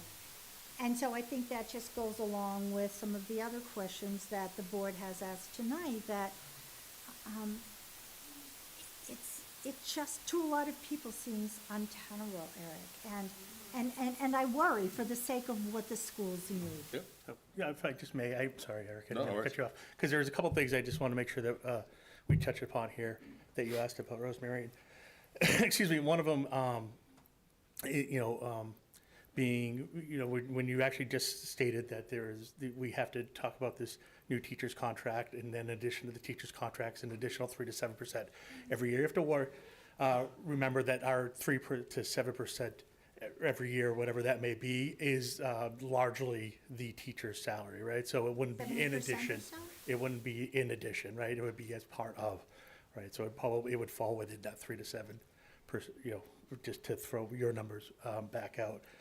The other thing I really wanted to state is the information you got about available space in the middle school and high school is wrong, right? It is, okay. So it's wrong. It's dead wrong, right? So when we say that there's available seats at the high school and middle school, right, we like to keep our numbers around the 18, 20 mark, whatever. So if we're running a class with, you know, only 12 students, say we're running a physics class with 12 students in it, right? So there's 6 available seats in there. So when you hear that there's available space, right, that doesn't mean that there's empty classrooms anywhere. It means that there are available seats as we run certain classrooms, right? So if you go at any point in time at, up to the school during the operating day, if you see a classroom that isn't being used, it's probably that teacher's one prep period for the day. Excuse me. Other than that, we're bustling, very busy, sort of overflowing, using every space we can in all of our schools throughout the district. I wonder, do you know what the capacity is for the high school and the middle school? Because there are roughly 400 kids in the high school. Do you know what's the capacity for the high school? I don't know what the exact capacity is, but it's been high as the mid-700s, 15, 16, before my time, I think it was like 750. Exactly. I think at one point they were doing double sessions to get kids through the high school. So when I took over, I think it was 681 kids in the school. It's 451 now. A lot of the middle school is 300, and what are they, 300, I think they're 368, don't quote me on that, but they're right around that mid-300s range. And they're starting to grow a little bit as well, with our elementary school numbers starting to kind of balloon up. You'll see, I think, a continuation, and it's slow. We're a small school district. We're not going to see 100 kids coming in and out like a Haverhill or a Lawrence or a Worcester would, but we'll see small increases of kids here and there. The other piece of the puzzle is 15 years ago, 12 years ago, we were taking 80 and 90 kids for the choice program. Mm-hmm. We don't do that any longer. We've whittled the choice program. Right now there's approximately 50 kids, I think it's 57 kids in the high school that are school choice. That number continues to go down only because there are so many more options for kids with online schooling, and other schools now are opening up that opportunity because, as you know, Mass has seen student flight out of the public schools. So a lot of schools are trying to find ways to attract kids through the choice program. So you're seeing more of that availability as well. And private school options continue to expand as well. Yeah, I'm just trying to, I'm just trying to raise possibilities that there are ways to do it, Eric. There are ways to do it to make it work. Boy, you give me a problem and I'll give you 27 solutions because I want it to work. Well, I think we went through a lot of solutions, so it's already 8:30. So I want to move on here. So I want to respect everyone's time and ability here. So what I want to do here is we debate, so we're not gonna have debate or statements from the public tonight, but I'd like people to come up and ask questions based on stuff we've talked about tonight, or stuff to get clarification on. So I'm gonna let people approach the podium to ask questions, but I don't want it to be a dance at the podium. So Eric and the school board, if you could come up here, we'll give you some microphones up here, so you can just answer the questions without doing a dance at the podium. So I think we have, so down there, we had set up. Chair's got You're grab. fine up Can there? people just make statements, Mr. Chair? Sure. We're not doing statements tonight, it's questions only. Thank you. Mr. Chair, Edward Flynn, 2 Sias Lane. I just, Squeeze together. Excuse me, order, please. I'm gonna have to ask you one more time. You need to be quiet, please. Well, I don't feel like you, has the whole select board agreed? I'm gonna, excuse me, if you wanna come up, you get in line, but you're out of order. I don't think there was a vote. Excuse me, ma'am. We have people online. so I'll start again. Edward Flynn, 2 Sias Lane. My first thing I think is really a point of order question for the board, but Mr. Chair, I'll direct it to you. Right now, we're just asking questions of Eric and Dana and the school board, that's it. We'll debate the merits of the. It wasn't a date, it wasn't a debate, it was a point. No, right now, just so everybody's clear, Eric and Dana and Dave took time out of their day to answer questions. If the question is not for them, we'll save it for after they leave. I have a question for Dr. Tracy then, and also the woman who's also on the board. I thought you said we could ask you questions. No, this is for them. This is for them. So, Dr. Tracy and Madam, I don't know if you're the chair or not, but you are, Madam Chair. How many bites of the apple are there for citizens petitions of, there's almost 100 people in this room, so we need another 100. And if the no consolidation vote, because you now are irrelevant, what you're telling me is you guys have become irrelevant. You know, there's nothing, we're not trying to influence your votes. It's going to town meeting because of the citizens petition.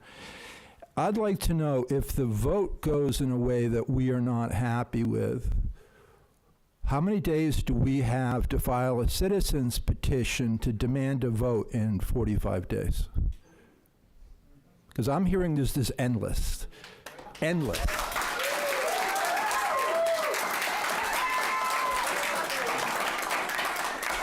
And that, I don't, Dr. Tracy, if you'd like to answer that, I don't know if you know the answer, or Madam Chair, if you know the answer. So I don't know the answer, but the answer is that, again, the citizens petition did not come from the district or the school committee. So that is a question, it's a good question, and it's a question that I think we either need to refer to the town clerk or to the legal counsel. Probably town council. So. Yeah, we'll ask that question, town council. Thank you. Good Yeah. question. Oh, I meant to ask you, can I ask you a question? No, not right now. It has to do with how many people were in your meeting with town council that you mentioned earlier today. Were there other board members in that meeting? I'm not addressing that right now, so There was no meeting today. there's no meeting. There was no meeting today. The question was asked over email, it was answered, so. Sorry. I just want to jump in and add a little context to that last question. Whatever happens has to happen within that 120-day window unless the state grants an extension to that. So I think that's, the 120 days is what we consider like that's the window we're trying to work within. And Eric, what day is that? It's actually June 26th is the 120th day. Oddly, it wasn't planned that way, but it happens to fall that way. You want to take online first? Oh, no. Oh, okay.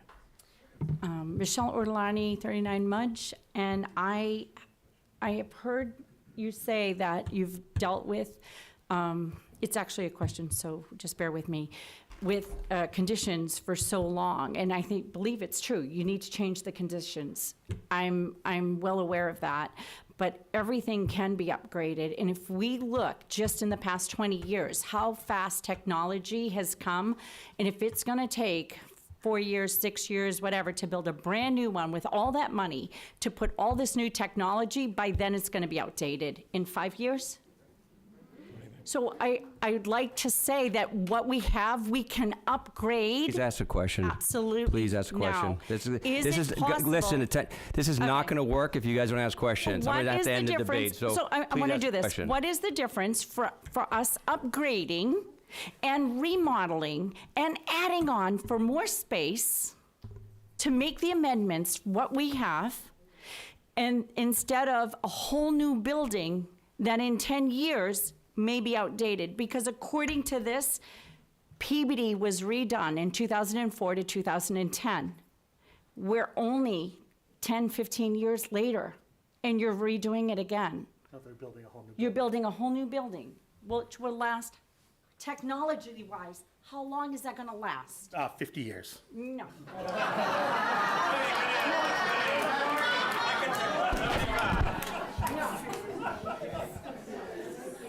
The expectation for the building is 50 years, actually, but the tech, yeah, you and I, we all know, we can all probably agree on the speed of technology.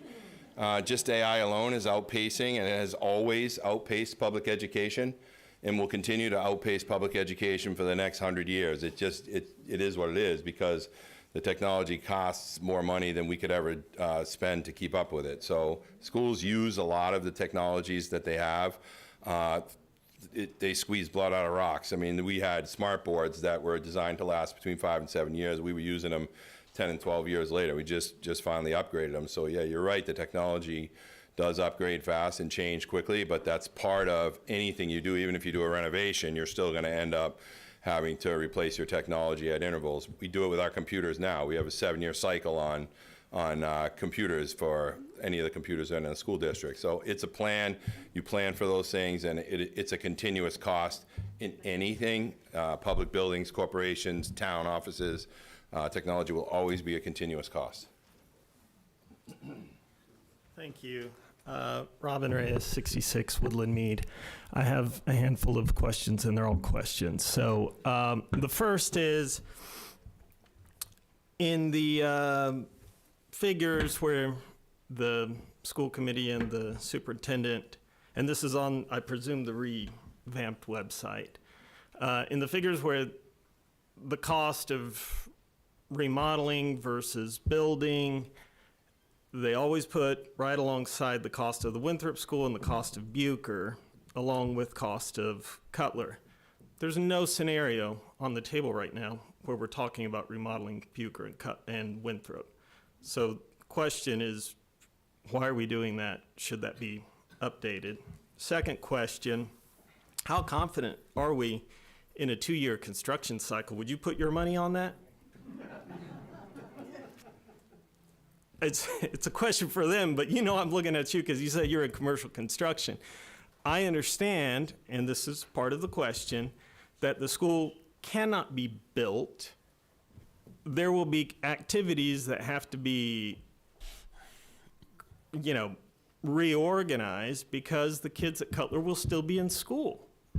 So how are you going to do that within 2 years? And then another question I have to ask is, $140 million project cost. We're not hiring new teachers, are we? We're not creating smaller class sizes, are we? Everything stays the same. We're adding 240 parking spaces. How does that translate to getting Cutler from being the 600 ranked school in Massachusetts, elementary school, to being in the top 10, which is what a community like this should be? We're talking about biking to school this week. What's that going to look like in a couple years? What's that biking to school campaign going to look like?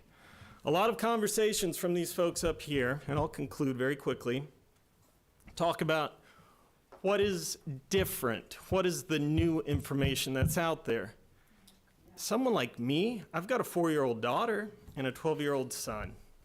I'm like every single parent in here. I want the best education for my kid, and no one has shown me how a single penny of this is going to improve the quality of education they're getting. I'm not talking about the physical building. I'm talking about the quality of education.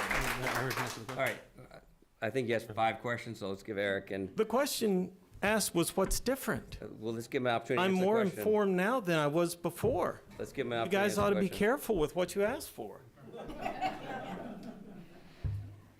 Question about the renovation piece. The Cutler was the only school that was accepted by the MSBA, and the Cutler process, they came to visit back in '23, and they toured Cutler and Winthrop, because Winthrop was another SOI that was going in. We asked them to tour all 3 buildings while they were here. After going through all three, they said, yeah, we would probably consider adding Winthrop into the mix, but not on its own. So we didn't have the option to do a renovation of just Winthrop because the MSBA SOI was focused on Cutler at that time. So that's the reason we didn't have a renovation option for the Winthrop site. The costs along the way are order of magnitude costs that ranged, I think, from $48 million for a code upgrade into exceeding $100 million for various levels of renovation and addition in new buildings. So it got expensive really quickly. So I think that's one of the other reasons we started to look at the combining of the two schools to save costs, overall costs. If you went with some of the renovation options, you were looking at trying to get as many kids as possible into a new and up-to-date school, which was one of the other driving factors of this kind of decision-making along the way.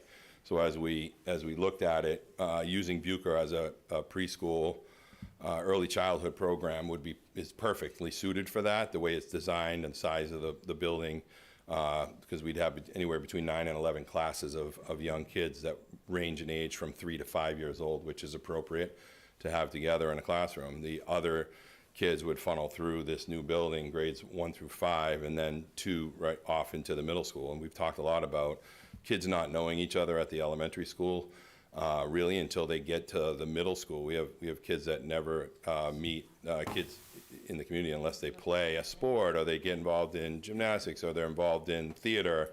There are some kids that don't meet all their classmates until they get to the middle school, which is when we first combine them together. Class sizes right now run in the elementary level at 19, and you're right, none of that would change. We would not need to hire any more staff with this consolidated building. We may be able to take advantage of some staff efficiencies. You certainly don't need 2 principals, but you'll have the advantage of bringing some of your counseling staff together. PT people would stay in one place rather than traveling around the district. OT people would also have that opportunity. So there are some functional differences that could occur, along with energy efficiencies that would be in a building we're paying. We just got our energy rate increase for next year is at slightly above 40%. So that's another piece of the puzzle as we look at all of the options that were on the table. I think he had asked 2 other questions real quick. One was he asked about how is a new school gonna make education better? Yeah, Academic performance. Yeah, academic performance for us has been a focus since I did my first plan in 2021. We really looked at what's happening across the district and added our literacy program right now, which is only in its 3rd year, which has been a boon for our kids. I mean, in a kindergarten classroom, they're writing more now than they ever were. Looking at the kind of the intricacies along that path of kindergarten through 5th grade, you're seeing much more advanced conversation, much more application of literacy skills through the years. You're seeing the math program that we just put in because we didn't have the same experience in each of our schools. When I took over as superintendent, in my opening report that I did, one of the first things I noticed that every 3rd grader in the district had a different experience in 3rd grade. And that was because each school was very autonomous and did their own thing and had their own curriculum and had their own plans designed. We've shifted that over the last 3 years, starting with our literacy program, and we're in our 3rd year of that, adding our intervention program in. So we'll be able to now isolate all those things in one place, like our intervention program. They'll all be in the same place, OT, PT, all the support mechanisms that we have in place. We have over 300 special ed students who need some support, some level of support, including basics in the classroom, all the way up into a one-to-one adult that's with them for every second of the day.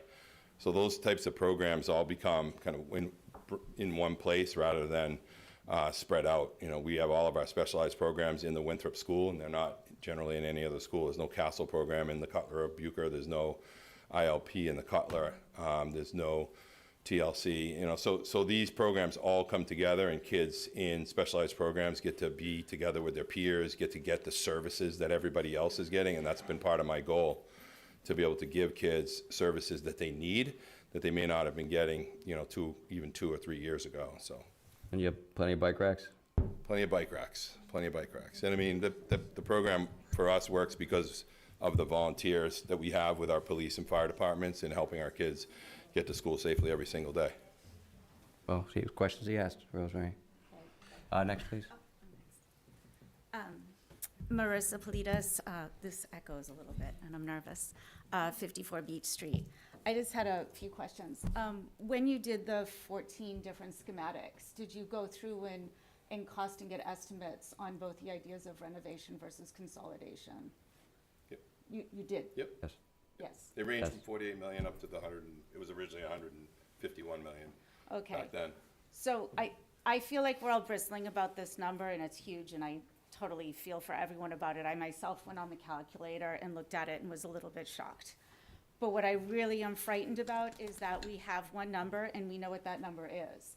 On renovation, do we have a number so that we can realistically sit here? I can throw out a million different ideas and solve problems, but it means nothing if I can't put a number to those problems.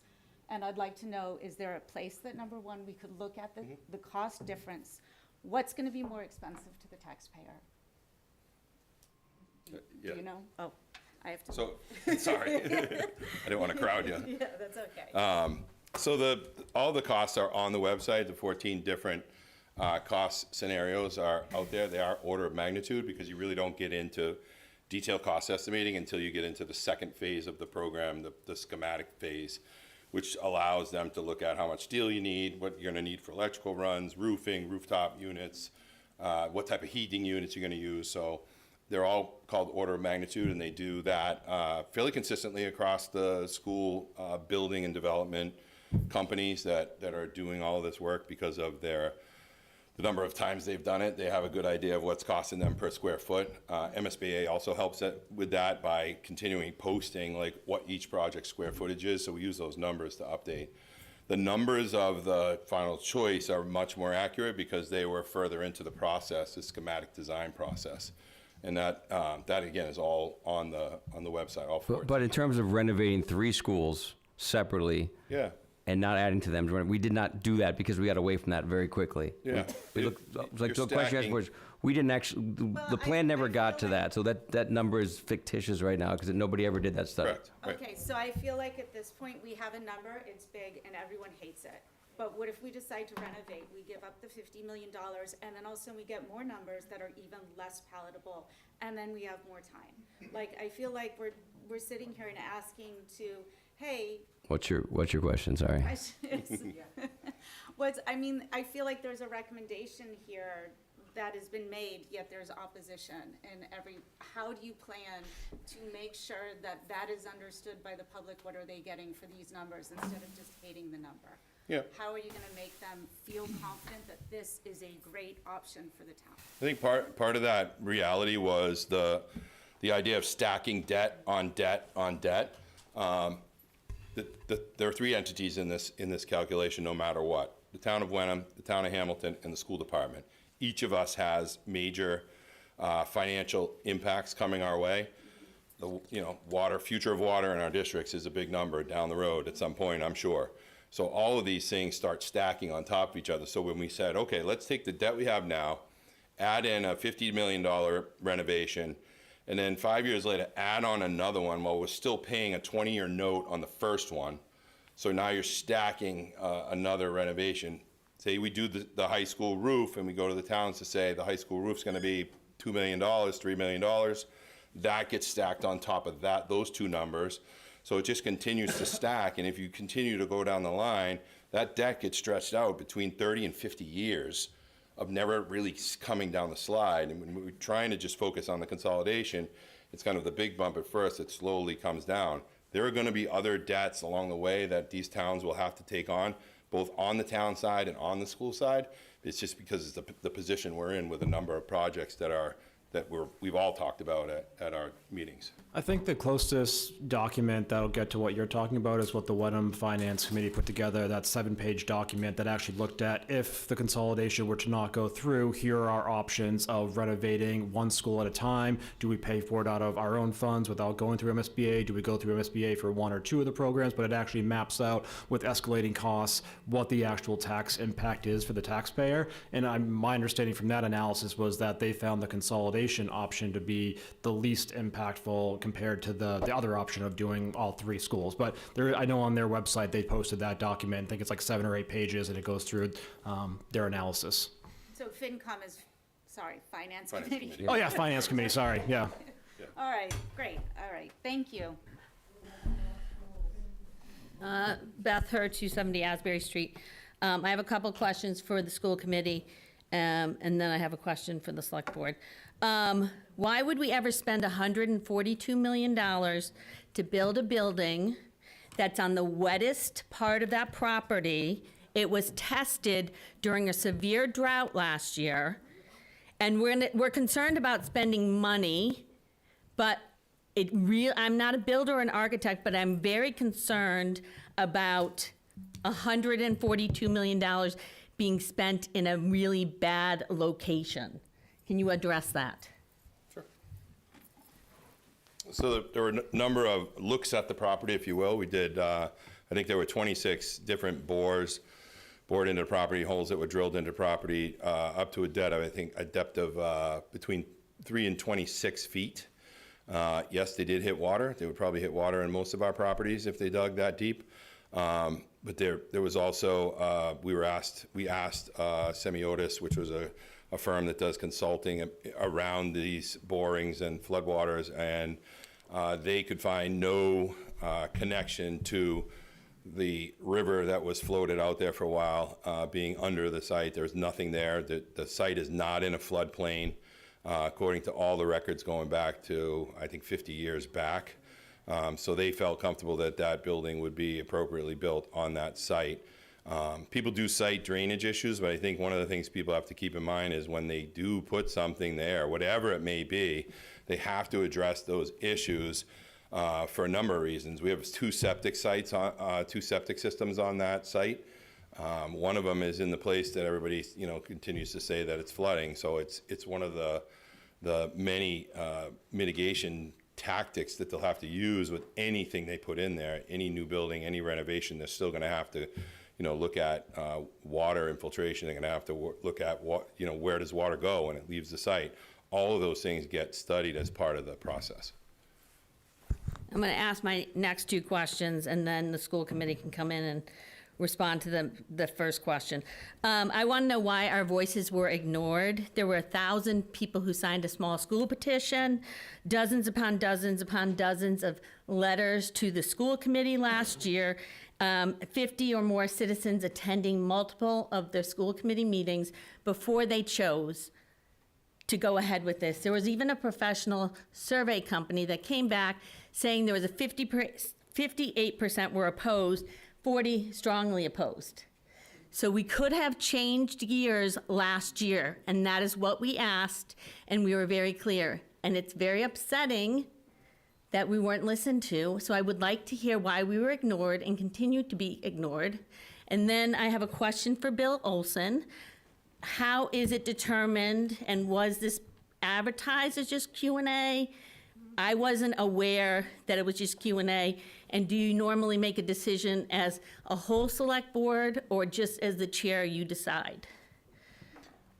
Yeah, we talked last week for debate. The debate was held last week. We only tabled the vote.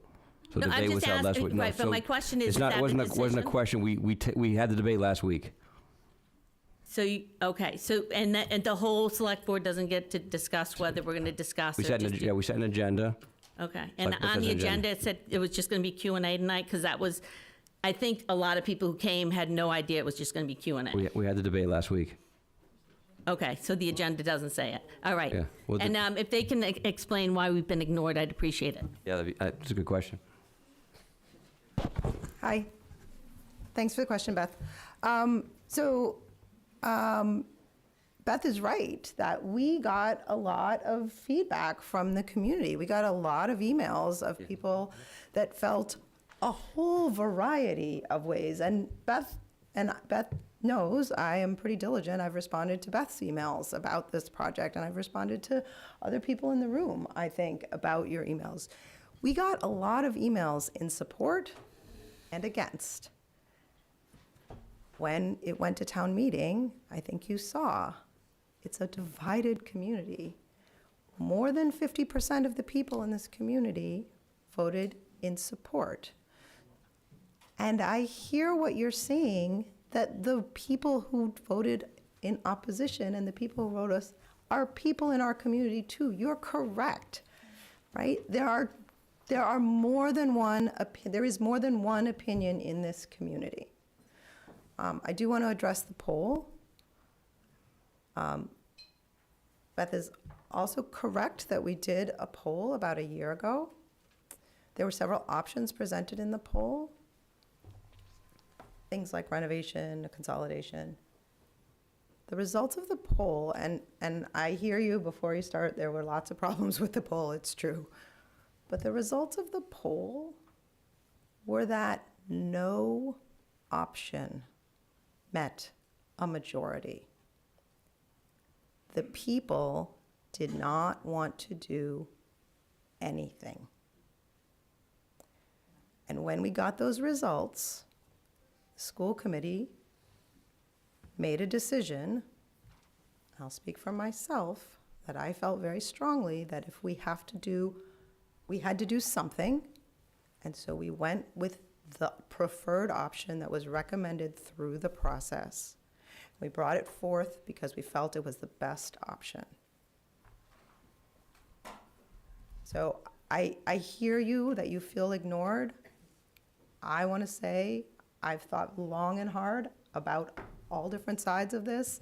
There's no way for both sides to feel completely heard. And I hear you that it doesn't feel good. I get it.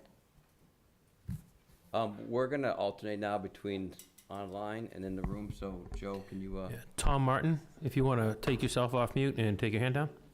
Could you also please turn on your video?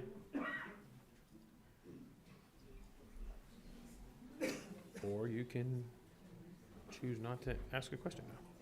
No, I'm here. Okay, there you Sorry, this is probably a challenge most parents have where we have kids at home and we're not able to be at these forums live, so apologies. I think we're already addressing a bit of my question, but the question is to the school committee, and maybe it's just a follow-on to what has already been said, but a select board member earlier made a very bold and definitive statement that there is a better and more financially responsible way to do this outside of school consolidation. So I guess my question is that factually correct, or is the select board just speaking her opinion? And if there is indeed a vetted plan that has facts that support a so-called better, more financially responsible path that make necessary changes to 80-year-old schools, what is that plan, and how do we bring those facts and make them in a comparable way to the plan that's been presented for consolidation at the next meeting? Because that's the only new information that could be brought. Is that even feasible to do in 45 days? Actually. And when I say an alternative, I actually mean not an alternative that includes putting curtains in front of electrical boxes like are in my current daughter's classroom, and also options that give space for learning and ILP programs, which she's a part of as well. So how do we address those things and actually see the alternative that is truly lower cost, if it indeed exists? Because I keep hearing it from people, but I've yet to see any facts that support it. I'll just quickly. I want to let you speak, but why don't we let them speak first, because the question's really for them, and if you want to comment. No, he was directing that to the select board member. The questions aren't to the select board. I don't want to change that. We said from the beginning, not for the select board. But I don't he wanna did change- ask that I know, from but the we'll do select it board. after they're done. We'll respect their time. So I heard a couple questions there. One was, is this option the best option, or how do people determine this is the best option? Again, this was the option that was brought forward. When we brought this option forward, the Hamilton Select Board voted to recommend favorable action on this item. The Wenham Select Board voted to recommend favorable action on this item. The Hamilton FinCom recommended favorable action on this item. The Wenham FinCom recommended favorable action. To your question, those were not all unanimous votes. So there were members of those committees who may have made, just as this evening, separate statements, but that is true. So your select boards in both towns, your FinComs in both towns, and your school committee recommended this option. I think there was a second part to the question. Is there a plan that? Oh, that is so more- that's not in the out next 45 days, no. Right now, this option is on the table with the MSBA. The money, that $50 million is for this project during this 120-day window at this time. And I think Mr. Tracy has already spoken pretty eloquently to what we Sorry, can more do. pointedly then, there is no, what I'm asking is there a plan? Because I keep hearing, I heard at the town meeting multiple times, and I heard from the select board tonight, that there is a better, more financially viable alternative to what's been presented. That's what I heard. I keep hearing people say that. But that's what the. And I think what So you're I don't saying think that's is, coming no, from that the does not school committee. exist, because this other option was presented, it was approved by a bunch of boards, and therefore we pushed forward with this option. So there really isn't a set of facts that would say that there is a better alternative that is more financially responsible. Answer that from the position of the school board. The school committee does not have a better option. Okay, thank you. All right, next question. Wait a minute. Wait, no, we're gonna debate I this at do the end. believe that. We're gonna debate this at the end, No, this, Rosemary. I strongly object to that. This Thank you. gentleman Thank specifically you for your asked time. directed his comment I know, and but we're question not to doing me. questions of the board right I now, can Rosemary. We're finish gonna do it at the end.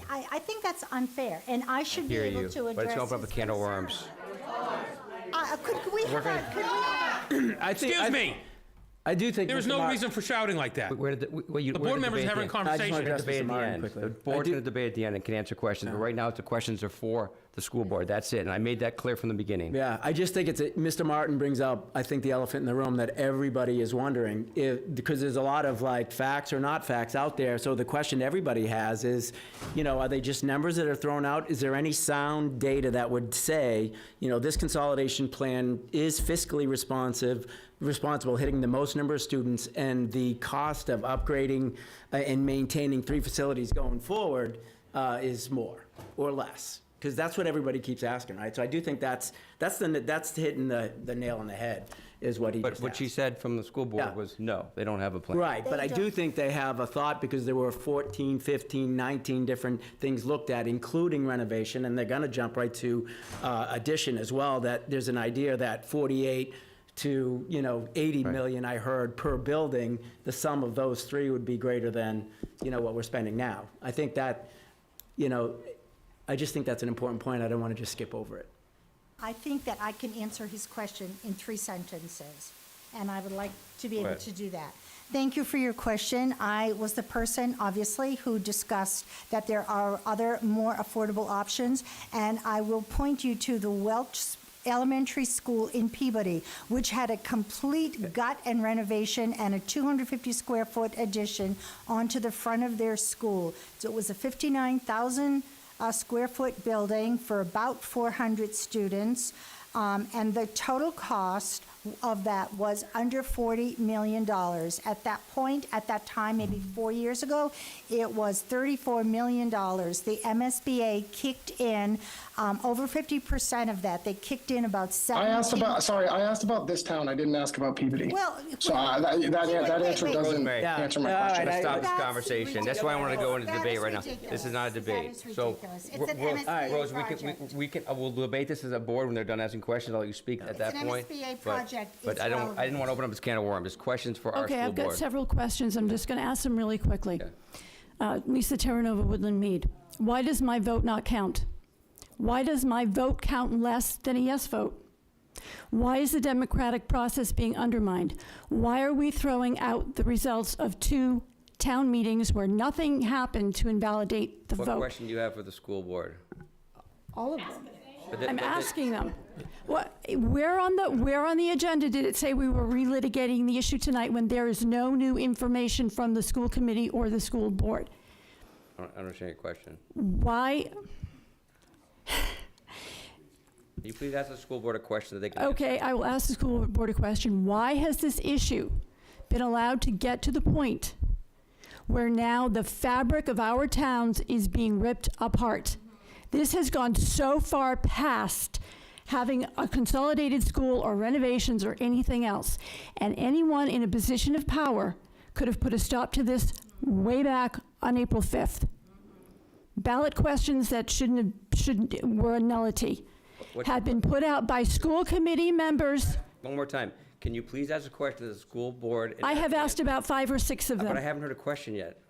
Ask a question. Why does my vote not count? Your vote does count. So, next question. Why does my vote count less than somebody else's? Doesn't count less than somebody else's. You're not the school committee, I'm sorry, with all due respect. I mean, but they can't You're answer yelling at me for not asking them questions, and you're the one answering them. They're not questions they can answer. 2 weeks ago, I was in this room, and I forget, there was one other time, it was a school committee meeting after the town meeting. And I heard Mr. Polito and Mr. Tracy say it's just a point of education, it's a point of education. The town meeting vote in Hamilton did not reach 2/3, it reached 57%. What makes you think that in June you're going to get over that hurdle with no new information? What makes you think that you two are capable of re-educating me? Because all I hear over and over again is there's no new information, but now I'm supposed to vote the way you want me to vote, or we're going to keep voting until one of us drops from exhaustion. And one more question about the citizens petition.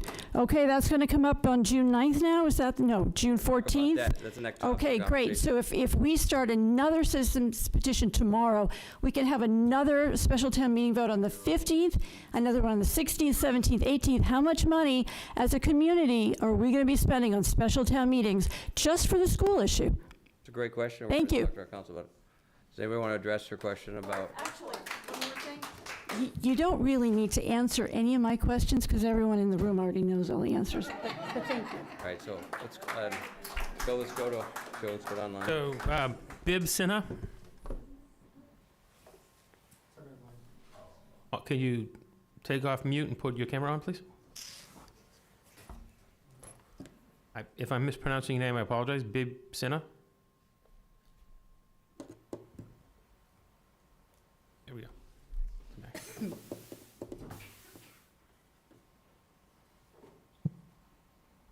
Hello? Hello? Can you turn on your camera, please? I'm trying. We can hear you. I'm It's okay. trying. I can't. We can hear you. That's fine. Go ahead, yes. Sorry. So I'm Bib Sinha and from 20 North Street. So I was at the annual town meeting and I did hear a bit about the Ipswich school consolidation plan. And so I took a look at the aerial shot of the location of where they're planning to build the new school. And to me, it actually looked spacious. It just looked like there was a lot of green space, and there was, and what I thought that there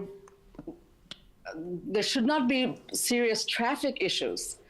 Now, have you considered the traffic issues? Now we're going to trying to combine all 3 schools and kind of jam into the Cutler area, and it's a busy road, densely populated area. I mean, I really don't think it's feasible, and so that's my first question: the traffic issue. The second question is we are reducing. Let him answer the question. Then we'll Okay. go back to your second question, so don't I gotta forget. keep 5 and 6 in a row now. The answer to the traffic question is there was a traffic study done. It is on our website, over a 200-page traffic study. The building is designed with an access road that goes all the way around for 2 reasons: emergency access and to assist with taking as many cars as possible off the street in a morning drop off or an afternoon pickup. Next question. So you're saying so the Asbury Road is just, I mean, you were able to figure out like a smooth flow over Asbury Road? Yes. Okay. The second question is, the open space, the playground areas, the open space for is actually going to be significantly reduced. It's from 3 schools. It's now going to be all put into one, and that also, because now there's going to be a bigger building that is further reduced. And now there's also going to be a bigger parking lot. So the area for open space, I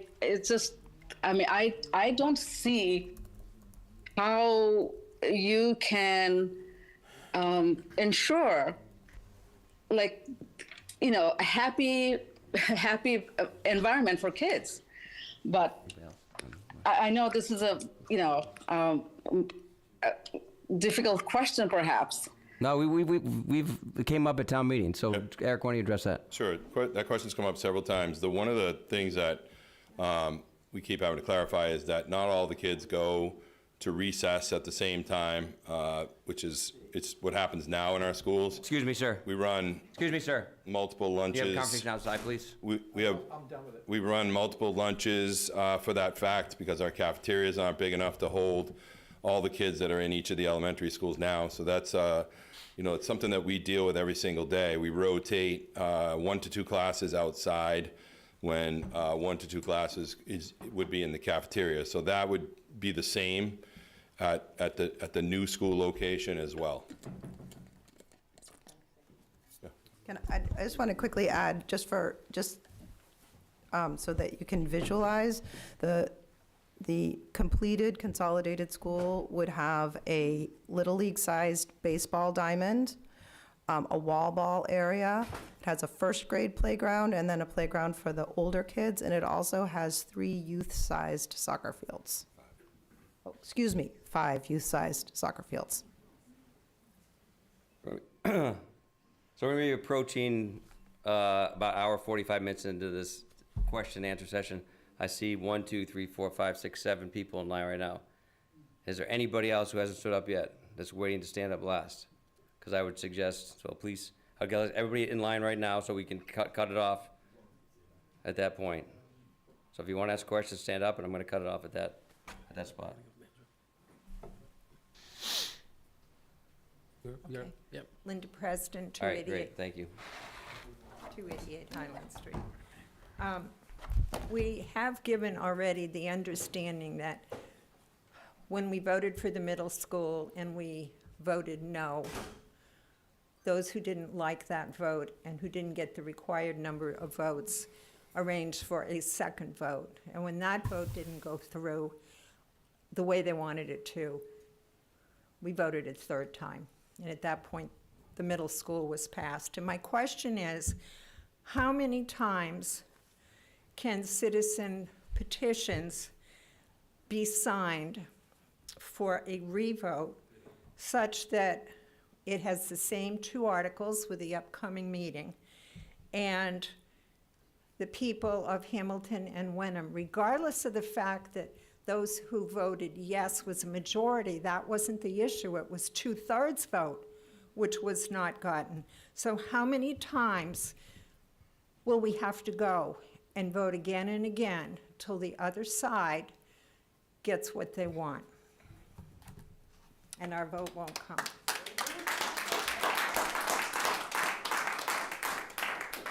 I don't know. We got to I think It's a good question. We were asked that question earlier, a couple and we're going to times. look into it. Yep. But we do know. We do not know the answer. So It's we don't know the answer to that question. But number 2 is we know June 26th is when our time period ends. So I mean, the other thing I would bring up too, just to think about, is what this district would look like if we didn't have a middle school right now. Right, so. all right.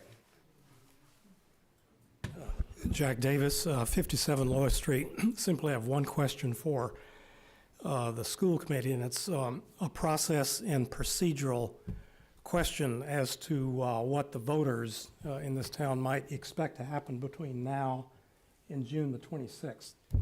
And the question is, given the fact that the citizens' petition seems to have triggered the meeting for another special town meeting on June the 14th, in the event that that June 14th meeting was unfavorable to school consolidation, the question is it the intention of the school committee to come back to the select board to ask for a revote on June the 26th?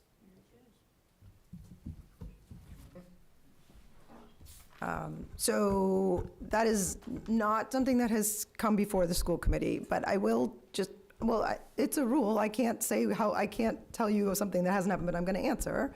So the school committee asked for the select board to put this on a special town meeting. But in the meantime, before the select board had the opportunity to decide whether they were going to do that or not, the citizens petition came forward, and that was not directed by the school committee, right? My understanding is your question is saying if it were to go to a special town meeting, would the school committee then try to ask the select board to put it back on another special town meeting again? Is that your question? No, the question is, if there were an unfavorable opinion on June the 14th, would the school committee ask the select board to put it on the special meeting of June 26th? I don't think there is a special meeting on the 26th anymore, is there? There currently is. There is. Oh, there is? 3A. Oh, there still is. 3A, yeah. So I guess I don't know because we haven't entertained that option. I guess that's not something that I thought of. It seems like doesn't feel like there would really be enough time to do that anyway, because as you've seen, this process has already taken a few weeks. I'm not allowed to speak for the whole committee unless the committee votes, but I can't envision that would be something that would be feasible to do. That would not actually be up to Mr. Tracy. You actually asked the correct person, but it is, and the select board know this, that as the chair, I can't speak for the committee unless this committee has spoken, and the committee has not spoken to your question. It's a good question, but I really think logistically, it would be sort of a moot question. Six. No, I mean, the only thing I would say, other than the fact that I don't think it would be feasible, like just be able to happen in that quick a turnaround is, the school committee had the conversation, and I think the one thing we could speak to is to see this project through to the best of our current ability, right? And that's in the idea of, asking the towns to, for a special town meeting is to try and take advantage of this entire 120-day window we have. And that's where it begins and ends, right? We feel that that's our job as, that we were elected to do as school committee members. No problem. Joe, no one online? Okay, No one so we're online. done Yep, online. we're Okay, good. so We're we done have online. 6 people left, so thank you, please, yes. Oh, go ahead. You good? Oh, Sandy Fisher, Greenbrook Road. My question is, first a statement. Chair Alara said that things were so bad, and so we finally had to look at school consolidation. My question is for Mr. Polito. Is it true that during your 9-year tenure on the school committee, you have actually been working with the state of Massachusetts on consolidation?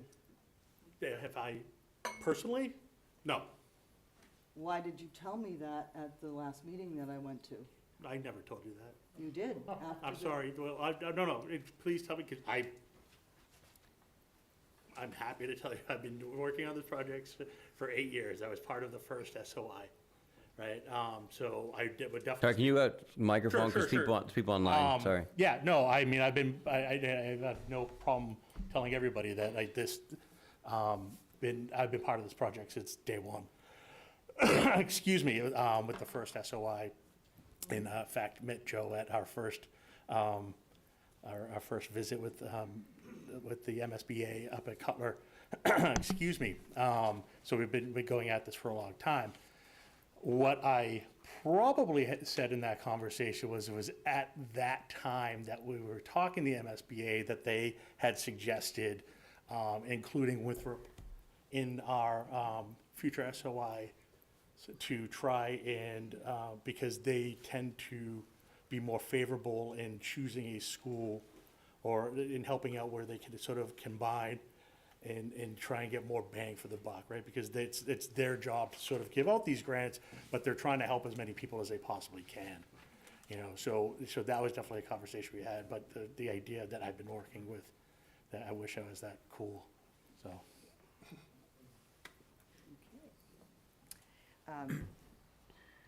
Is it true, school committee, that you chose to not bring a Proposition 2.5 override to the town meeting this year?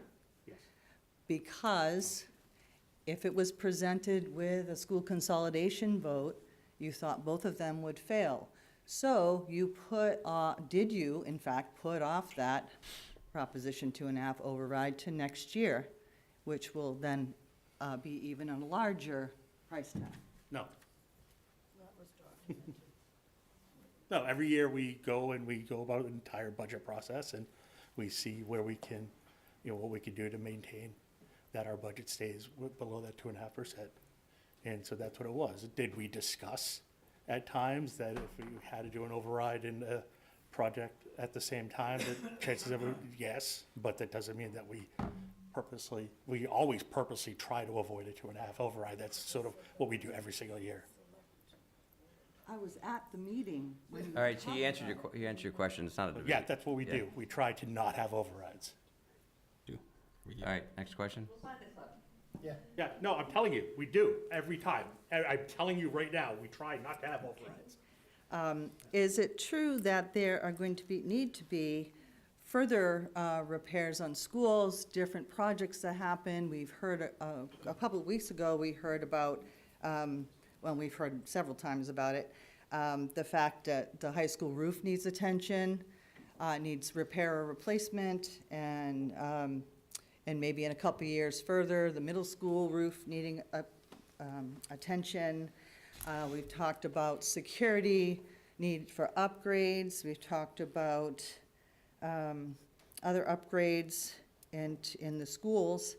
How are these going to happen? So, I mean, your questions are great. I mean, you're doing a great job of sort of paying attention to what we're saying.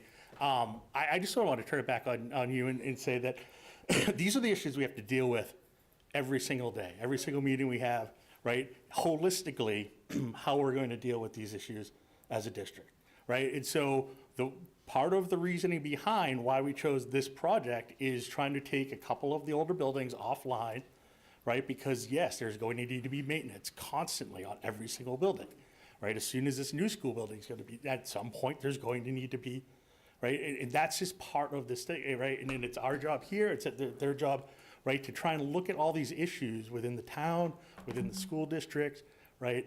How we have to look at every single thing, right? And I think some of the main problems that sort of the divide is coming from is that there's a lot of good ideas that come from the room here, but they're looking at it, you're looking at problems individually in a silo, right? And we don't have that luxury, right? We don't have endless money, we don't have endless time, right? So instead of trying to figure out this problem one at a time, we have to try and look at everything that's going on, and that does include, right, this constant upkeep that's going on with these 70-plus-year-old buildings.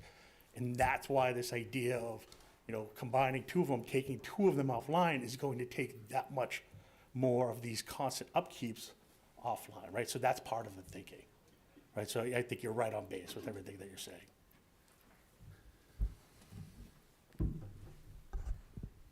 Does anybody knock down their 60-year-old house and rebuild it rather than You renovate? asked a question to the school board, please. I am. Would you knock down your 60-year-old house instead of renovating it? If I had the money to, yeah, because I can't.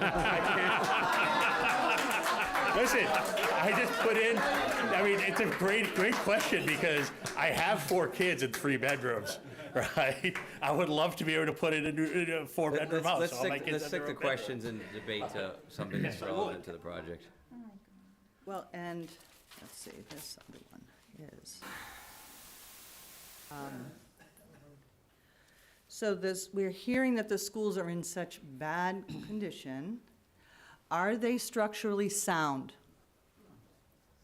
Yeah, they're not going to be condemned. They're structurally sound? I can't hear you.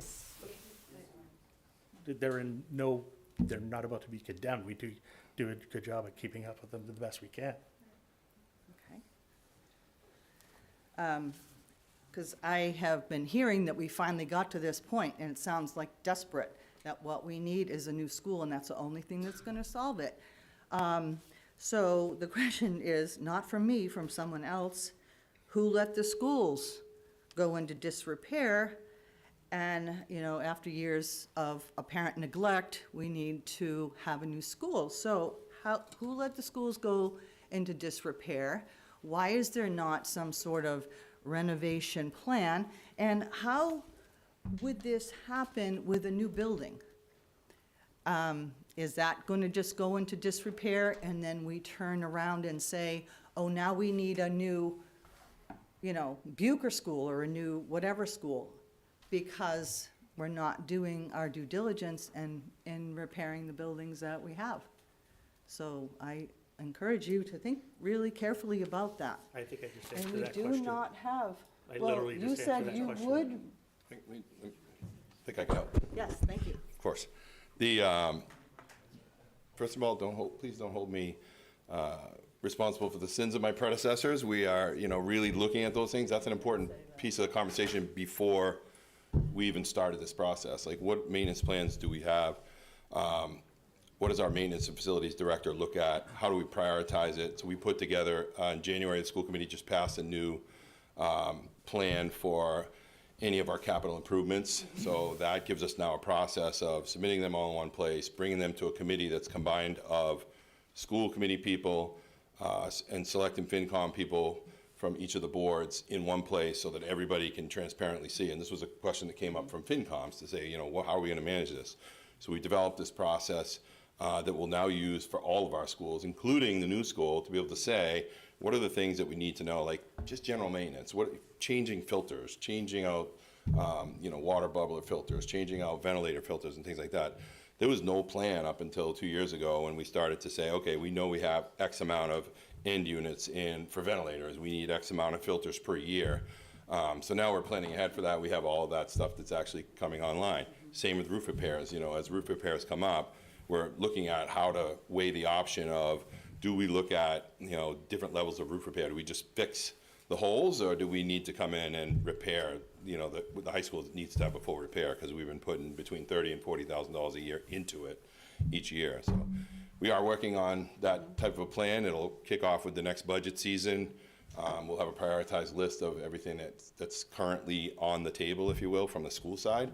And then all the boards, all 5 of the boards, will be able to see that transparently as we come through the budget process, say, these are the things we have going on. Other things, we're now using the software that we have to be able to manage things that should happen at specific times of the year, maintenance, like oiling of motors in the ventilator units, adding grease or belts or whatever, you know, all of those things now are timed out, so our guys get a message to say, okay, go to the Bucher and do this, this, and this month. So, great question. Thank you. I'll just refer to what Mr. Polito said, that if he had an endless supply of money, he would knock his house down and build it anew. And my question is that what you're thinking about the town of Hamilton and the town of Wenham, that there is an endless supply of money? You just said that we have a new system of all kinds of different repairs and renovations that need to happen, upgrades to different things, replacements of filters and various things like that.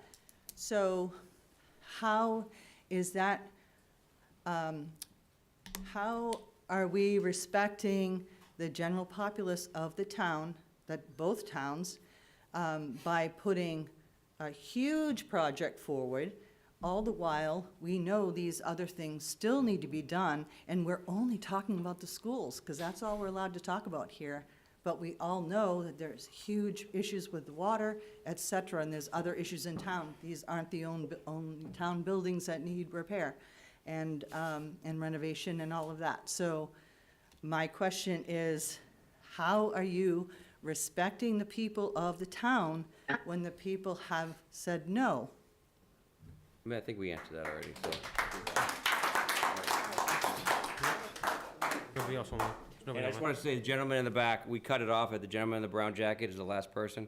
We made it very clear, so you don't need to stand up anymore. Yeah. My What's your last next? quick question is, we all hear about reduce, reuse, recycle, we're trying to be green and all of that, and I'm wondering how reduce, reuse, recycle fits in with putting 2 schools in a landfill and building new. You can answer that one while I go sit down. So part of the process of, if you go into a process of any demolition of building, contractors are looking to recycle. They're not just dumping a lot of this stuff. They're looking to recycle wherever they can, whether it be steel or brick or anything that they can pull out. Could be copper wire, things like that. So there are recycling programs that are built into some of these programs that the contractors will use. It's really not a, people envision taking the whole school down and just dropping it in a landfill. There's actually more to it based on whatever they can bring out of the school.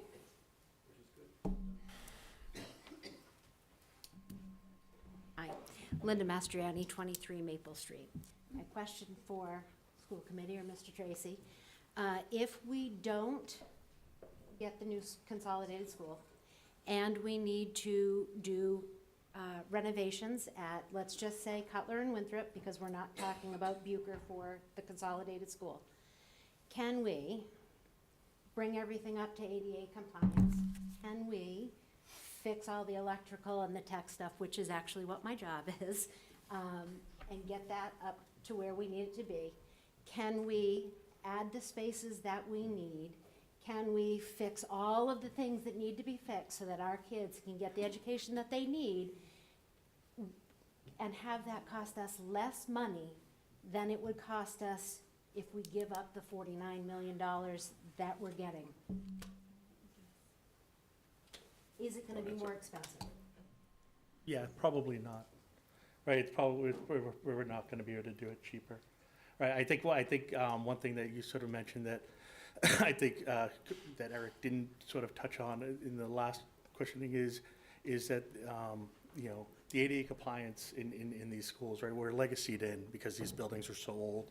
And, but if we started taking on some of these larger projects that need to happen, right, I think a really good example is the Winthrop, right, outer envelope, replacing some of the windows and in some holes in the exterior and whatever. And what that ended up doing is triggering the need for updated sprinkler systems, right, which cost about $1 million or so, right? And then that's the stuff we're sort of looking at. When I spoke earlier about sort of looking at this holistically, right? It's not an idea. If it was only a sense of just changing filters and having a better maintenance plan, right, we'd be having a different conversation. That's not it.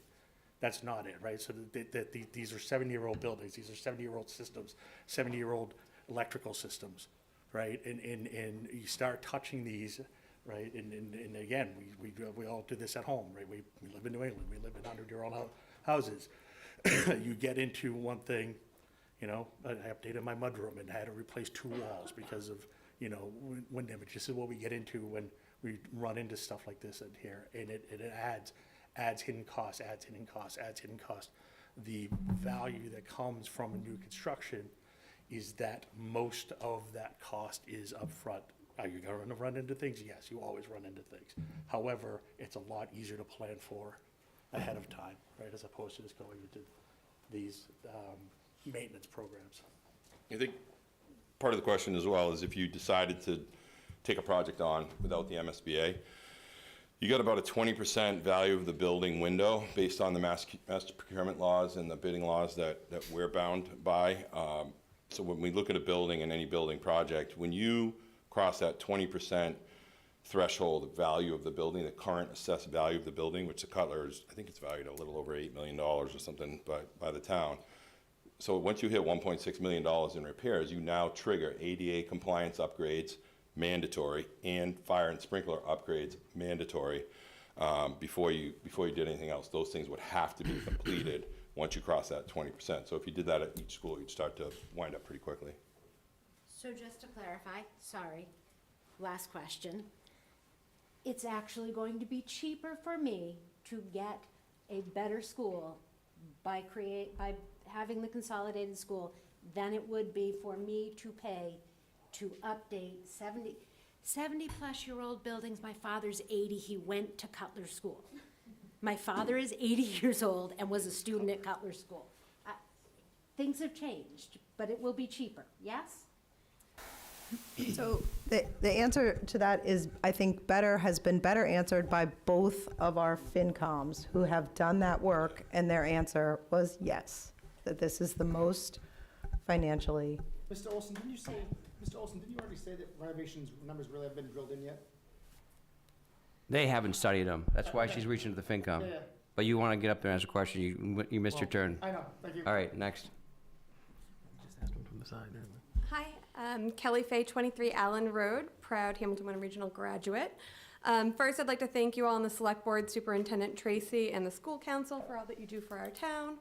My 8-year-old daughter has an IEP for speech. If we vote yes for consolidation, will she still need to continue her speech lessons on the stage in the cafeteria and at desks and hallways, or will there be a designated, more discreet classroom in the new school? I also have a preschooler. If she is diagnosed with a learning disability, would I need to worry about having my children go to 2 separate elementary schools, like some other families I know, because the same services aren't offered at all schools? Or would the consolidated school be able to accommodate the needs of our town's children in one location? Final question, would I still need to be as anxious sending my children to school every day in today's America, or would the new consolidated school have improved and state-of-the-art safety measures to better protect our town's children?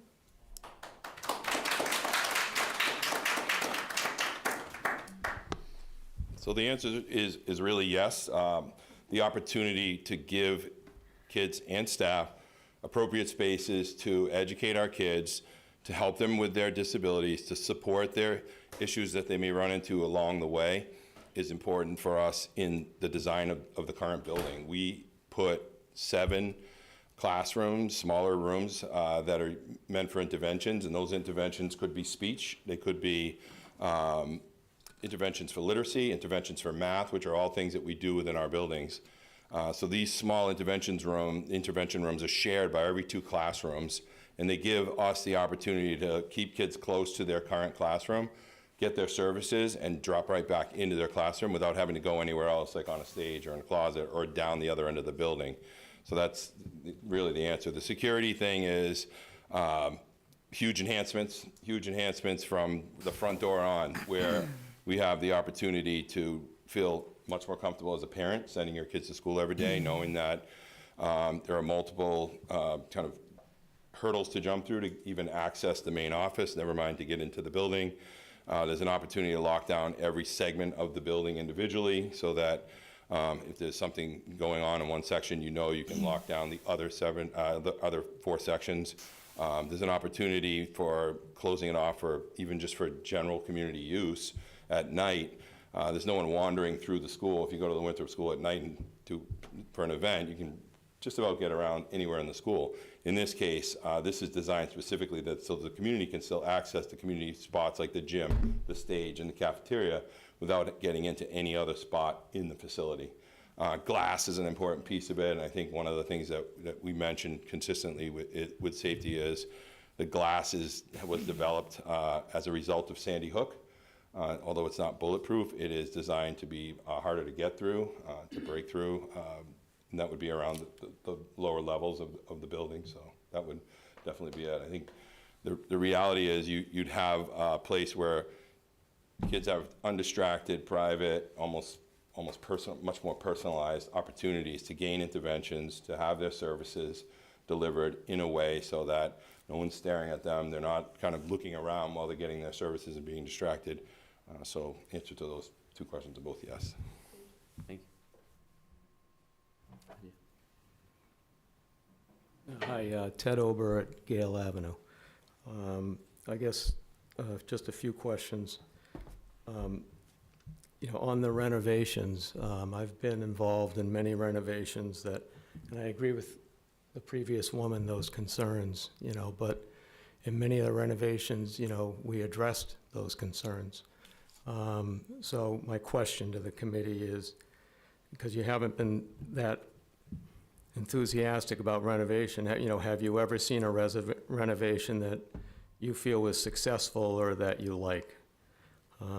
That's one question. You want me to wait for the answer, or? Yeah, it's a good question. School renovation? Yeah. Yeah, have you ever seen one that you like or that's been successful? I've not been involved in it personally. The renovation that was done when I was at PBD High School many years ago was a 6-phase renovation, and as you heard, they're currently building and planning to build a new high school because things just didn't last. So you've never seen a Never seen renovation be it. successful? Not personally. Well, there's a lot of them. And the next question is, what is the percent of reduction of green space at Cutler School? Off the top of my head, I don't know, but I can get the number. We Must have been part of the we addressed it during one of our forums and have asked our people to put together numbers and based on square footage. So we can post it. I'll post it. I can reach out to them and post it on the site. I mean, it's got to be at least half, you know, 50% or more, I would think. But that would be a nice thing to know. And then my question also for the school committee is, you know, right after the town vote, we had a very huge town meeting, and we took a town vote, and shortly thereafter, you asked for it to be put back on the ballot. So I guess my question is, why does the school committee not respect the town vote?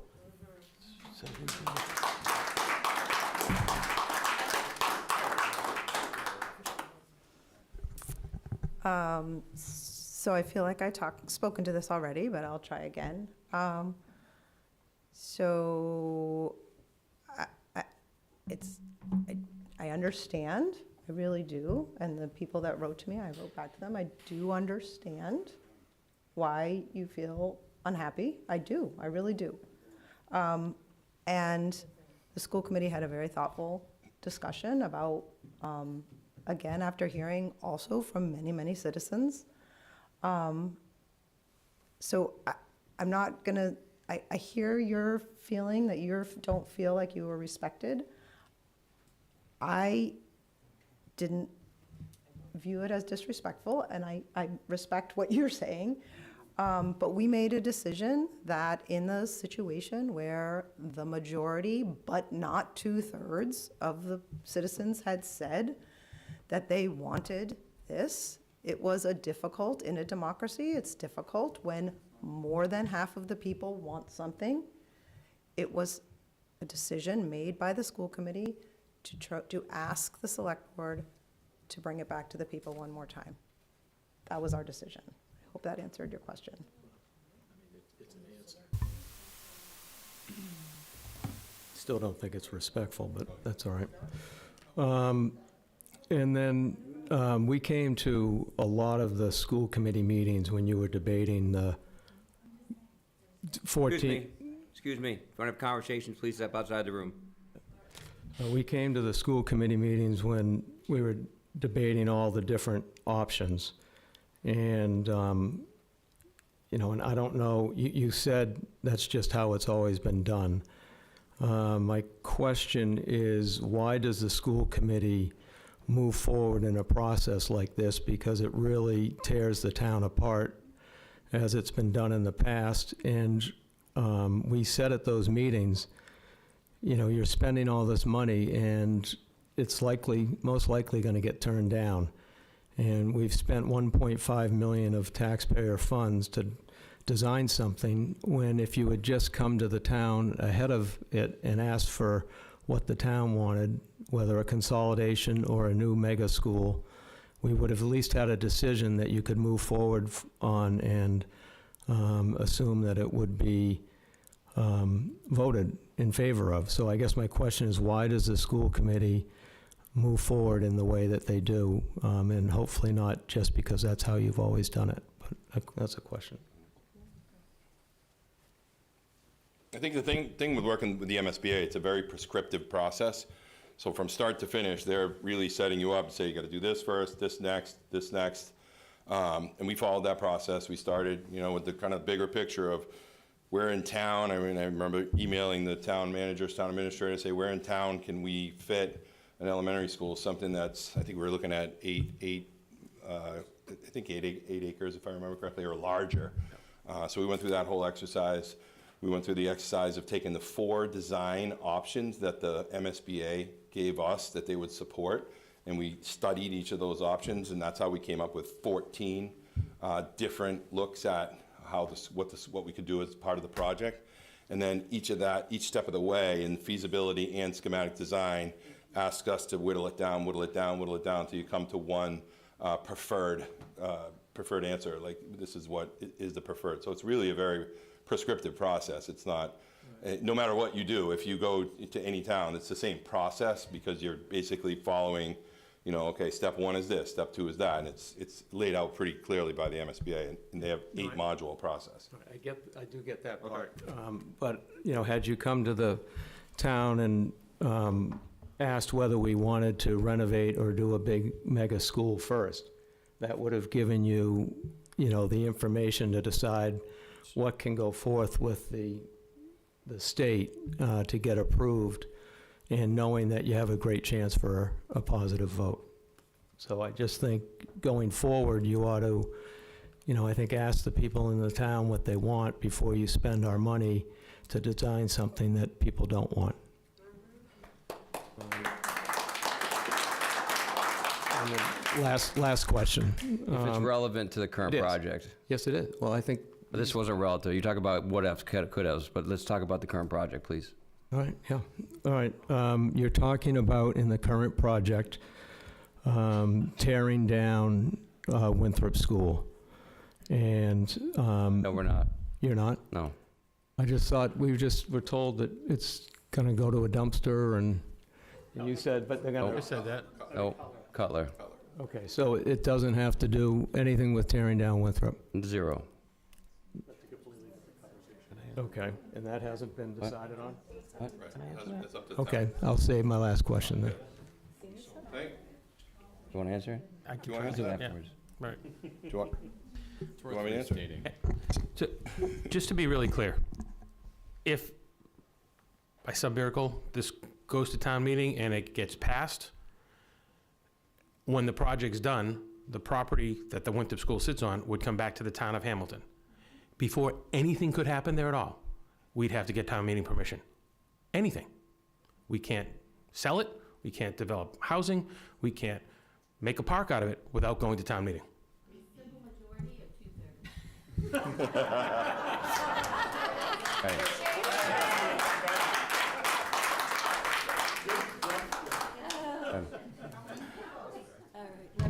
Hi, Corinne Kale, Town Clerk, and the person in the room responsible for the election part of this whole discussion, and I'm answering some of the questions that have been presented to the school committee and the superintendent. We've heard multiple times, why didn't my vote count? Why aren't I being listened to? So I thought it was really worth talking a little bit about Proposition 2.5. I've had a ton of fun learning a lot about it over the last couple of weeks and sharing the documents with several of you. No, I'm answering the question about why the votes didn't count. So, what I'm asking you, I'm the only one who can answer that question in the room, so. Why don't we wait for them to be done, then we can have a different discussion? Okay.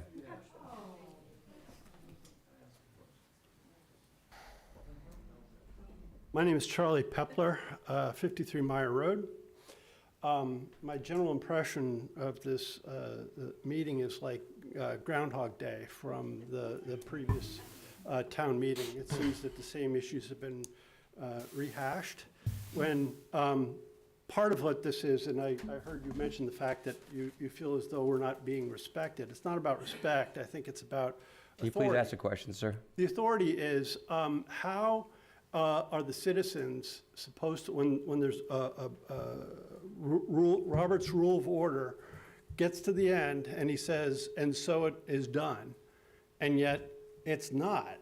How can you reestablish the credibility in how the town is run if nobody can believe when he says this is actually done?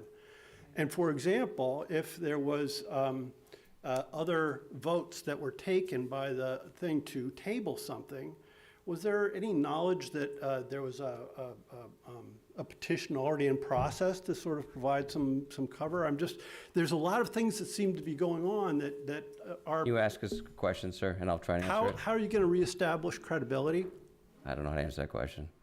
Okay, I well, don't think I it's been, guess I don't think that's. it's, I don't think it's been unestablished, so I don't even know how to Okay, well, answer the question. I'm, right now, We're following the rules that we have to work with.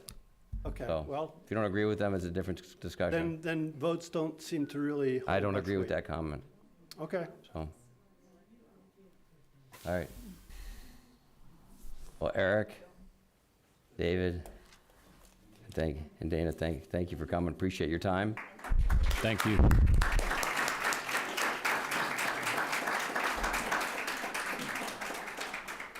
So just to summarize, the discussion that we allowed them to have today was because. Bill, we had- sorry, before we do that, hey, down here.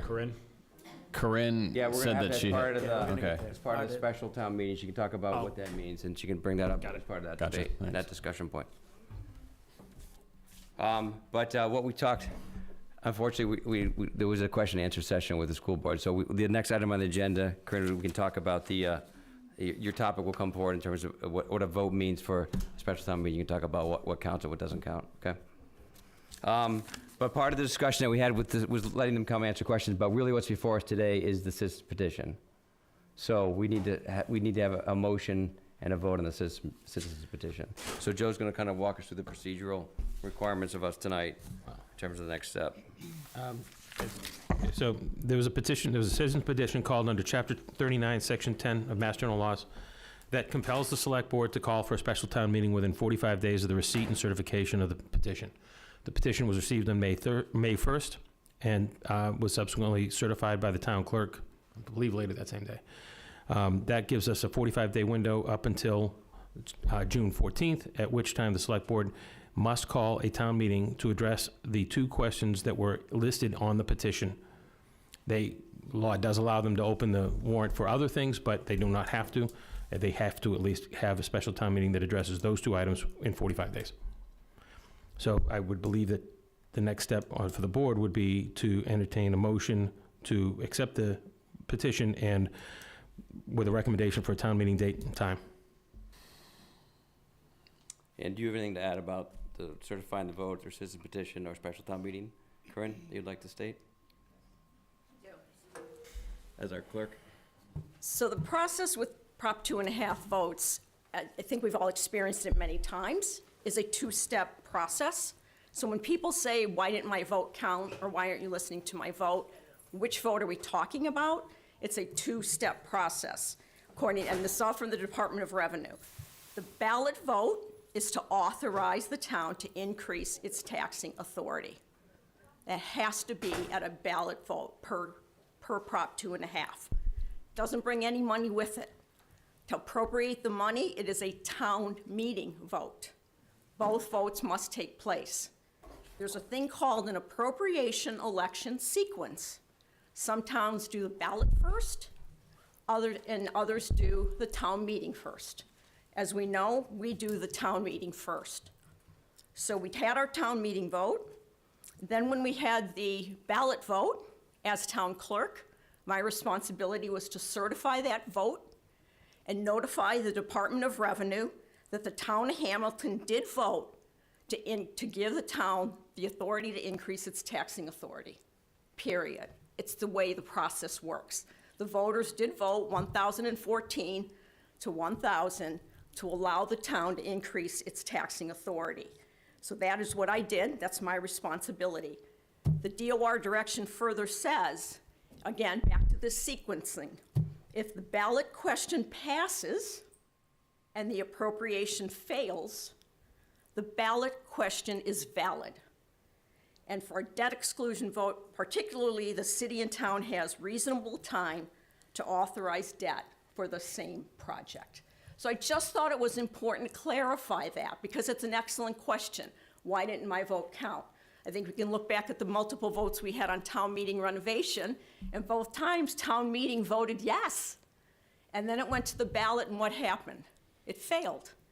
So the ballot vote is what gives the authority to increase it gives the town the authority to increase the taxes. So I just thought it would be helpful to put it in perspective of what we're looking at. So when people say, why didn't my vote count? I think it's an unusual question because it's a two-step process. So we have to look at both of those votes to really determine what happened and what the direction is. So thank you. So it'll be the Thank same you. going forward. All right, Thank so you. we're not gonna do questions right now. So we'll have a discussion first as a board, and then we can open it up to questions. So what I'm looking for right now is I think that as a board, we need to talk about a date. We need So a we need a motion. motion, then we need, but I want to talk about the date before we get a motion. Yeah, well, we should probably, because we're including the date in the motion. Yeah, in the right? So we motion, should have right. the date first. So the, Date and time, presumably. right, so the Wenham vote is on the 9th. It makes sense to just do them on the same day. So it's just, the town all votes on one day. So that was what I was proposing was the 9th. On the timing wise, we were gonna offset, and I don't know if there's been any decision on timing from Wenham. At your request, I spoke to the town administrator in Wenham. They are currently scheduled to start their town meeting at 6:30. They had discussion about starting earlier, and the board was reticent to do it at that point. He said he would ask again, but he wouldn't promise that they would move their town meeting to anything earlier than 6:30. So we would offset by 7:30. We have only gonna have really one, we're gonna have two votes. One will be the least, but, Yeah. but this thing, one significant vote. They're gonna have two things on their agenda. They'll have 3A. We will not have 3A. So the question is, Is there agenda, what, is the school consolidation, is that their first point on their agenda? I believe that's their plan. I don't know the warrant's been set yet, but from talking to the town administrator there, that was their intention. It goes to my warrant. Requested you put something on the warrant. Do you not have to vote yes or no, everyone on the, Want me to answer that? has that been done? So the select board at the last meeting on Tuesday, almost 2 weeks ago, had a discussion, and there's a lot of public comment about that question that was put forward by the select board, by the school committee. At that point, prior to a vote on the motion, it was moved to be tabled. An item can be left on the table and does not have to be taken off the table. In this case, you have a situation where the citizen's petition has come in, and the select board is required to act on it, and actually is required to call the meeting. So therefore, they do not have to act on the previous request of the school committee. They can just simply respond to the petition. So this whole meeting was moot point. Well, the meeting was because the item is on the agenda simply because they had to respond to the petition. all right, So I'll make a motion to accept the petition to call a special town meeting to reconsider the consolidated school project and have the select board schedule a special town meeting for June 9th at 7:30 PM. Do I have a second? that's my job. Do I have a second? Well, I didn't know if we wanted to further discuss the We'll do time. that after the discussion. Well, we'll do it after discussion. We can amend it Monday. to Monday night. Do I have a second? Not yet. I want to continue the discussion around the time. Yeah, I think that you started out with that, because I think it makes a difference. I don't want to disadvantage any That's fine. side of person. 7:30 at night is difficult, I think, and I agree that same day made sense if it was the same meeting. Otherwise, that doesn't matter. I think, 7:30, I have an issue with. yeah, 7:30's, there's a reason I think as well that Wenham's choosing 6:30 and doesn't want to move it forward, and probably also doesn't want to move it back. I think what I could see as the benefits of staggering it is if during the comment periods, if there are questions, it allows people to be in two places on the same night. Presumably, if the school district or school committee wanted to be able to shuffle between the two, that would be the advantage of staggering them. However, I'm also thinking about this meeting and the meeting we had here 2 weeks ago. I'm struggling to see that there'll be a lot of, but maybe there will be. I'm not sure that people are really going to want to go through it all again. I think people are going to want to walk in and vote and get it done. That's my impression. Just, I don't know. People probably start to feel like if we're Eric and repeating it. Dana could come here, but what I've personally spoken with both Eric and Dana, with Dana, who spoke with Eric, but they did not have an issue having it on the same night, but we can ask them what the stagger, because I'm not sure how much time Eric needs to spend at the other meeting. Right. So Well, maybe I'm not sure if Dana could come up and. If you're comfortable advising, and I guess the question would be, can you divide and conquer? Can one be in one meeting and one in the other? Or do you So- both need to be able to travel across town to be in both places? What's your preference? So in an ideal world, I think it would be beneficial to have Eric Tracy at both meetings. However, we would make it work. In other words, we could have a school committee member at one meeting and Eric at a different meeting. Yeah, and So, just like I'll round out then, my point of view is that keeping it on the same day at the same time creates the least amount of confusion. I think that just gets it like very clear. There's a lot of cross-pollination in the communication channels between both towns, and it can get confusing. So my point of view would be to just do it all same day, same time, so it's just as clean and simple as can be. Can we have differing opinions about the dates? Yeah. I think June 7th is a better day if you were going to have, honor this citizens petition. June 7th is a Saturday morning. There are lots of older folks in this town who don't drive after dark, and I feel very strongly that they would be disadvantaged in having a weeknight meeting. All right, please, we're trying to have a Could we debate up move here. it up to 6 then? Because and presumably it's going to be a pretty quick meeting if there's not a lot of debate. Well, we don't know that, and I think it's. I think there'll be debate. Yeah. Yeah, I mean, People are going to want their I- voices heard so that it will influence the vote. Yes. Yeah. I think Okay. it's much better on a Saturday morning. And while older folks would absolutely be disadvantaged, and they would be very much unable to come to a night meeting, you have other people who maybe have something to do on Saturday mornings that they voluntarily do. I think older folks who can't see so well at night and don't drive, I think that would take precedence over somebody who volunteers something else on a Saturday morning.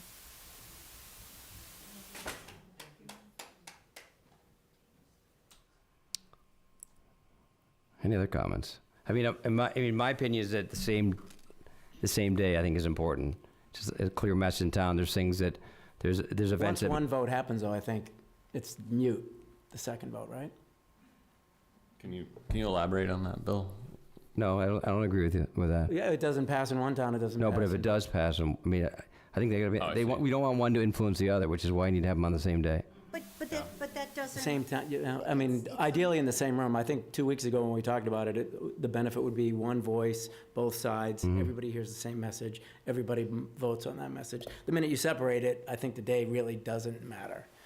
There's a lot of dialogue in this town And that's gonna happen between I do agree with Rosie meetings. that, you know, once I don't want the appearance to be, okay, you bring it back to vote it, then you change the date and time, because you're trying to pull every lever you can to change, a vote. I don't want that appearance. That's not the case, but Wenham's already having it on the 9th, so this is not a trick by doing it on the 9th. It's already been the approved, time, voted, the yeah. nine's fine with me. The time is an Okay, issue with me. so let's do it at 6 or, so let's do it at 6 or at 7. Our meeting starts at 7 o'clock every Monday. Excuse me, I think we need to consider half of the population in this town, and that's. 27%. Excuse me. Excuse me. For the seniors to get them to these meetings. Nothing. But you went upside down. Excuse me.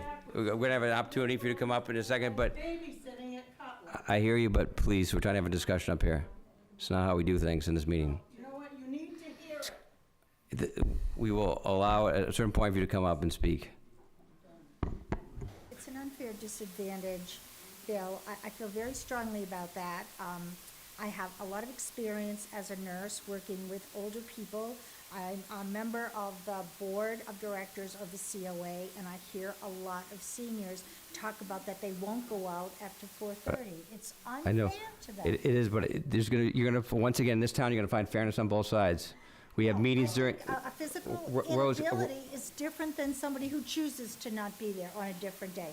That's the no, difference. Rose, you're gonna find people that think Saturday's better and people think the weekday's better, and you're gonna get a 50-50 shot in this town. So I hear that everyone's gonna have a challenge with whatever day we have, but it's not one has a challenge and one doesn't. That's not a reasonable expectation. Yes, it is. Yes, it is. It's very true. Seniors, older people have a difficult time seeing when when it gets darker, they get tired, and it's not fair. Folks, this started to happen last time as well, right? The select board, we do our best to be very attentive, to listen very carefully, for a couple of hours now, going on 3 hours. And now the select board is trying to have a very open, transparent deliberation, and then there's gonna be time for comments. So please just respect the process in the room. I would like to see an openness to the Saturday morning. I think it's important to show fairness in this town. Everybody will have an equal chance to come on Saturday morning. If they choose not to, then they choose not to. There's always going to be a reason why somebody has something else that they prefer to do, but the reality is it is an imposition and a physical difficulty for a lot of older people. And I remember the Saturday morning at our annual town meeting, there was a sea of perhaps people in their 60s, 70s, and 80s, and they deserve the opportunity to be able to present themselves at a fair time for their needs. Joe, is the warrant closed in Wenham? Have they already slated their agenda and closed their warrant? I don't think so. I don't think they've closed the warrant. I know they've opened the warrant. My understanding is but not closed it. their only plan is to have the school question and the 3A question. It's going to be a big meeting.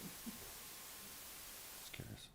So I'm hearing there's, obviously another divide here about what the best time is. And of course, we have folks that Saturday is not a good option for some folks, and weeknights are not good for some folks. So we have another divide here, and we as a select board have to look at everyone in the community and what is going to be the best fit. And I do think that aligning with Wenham does make sense.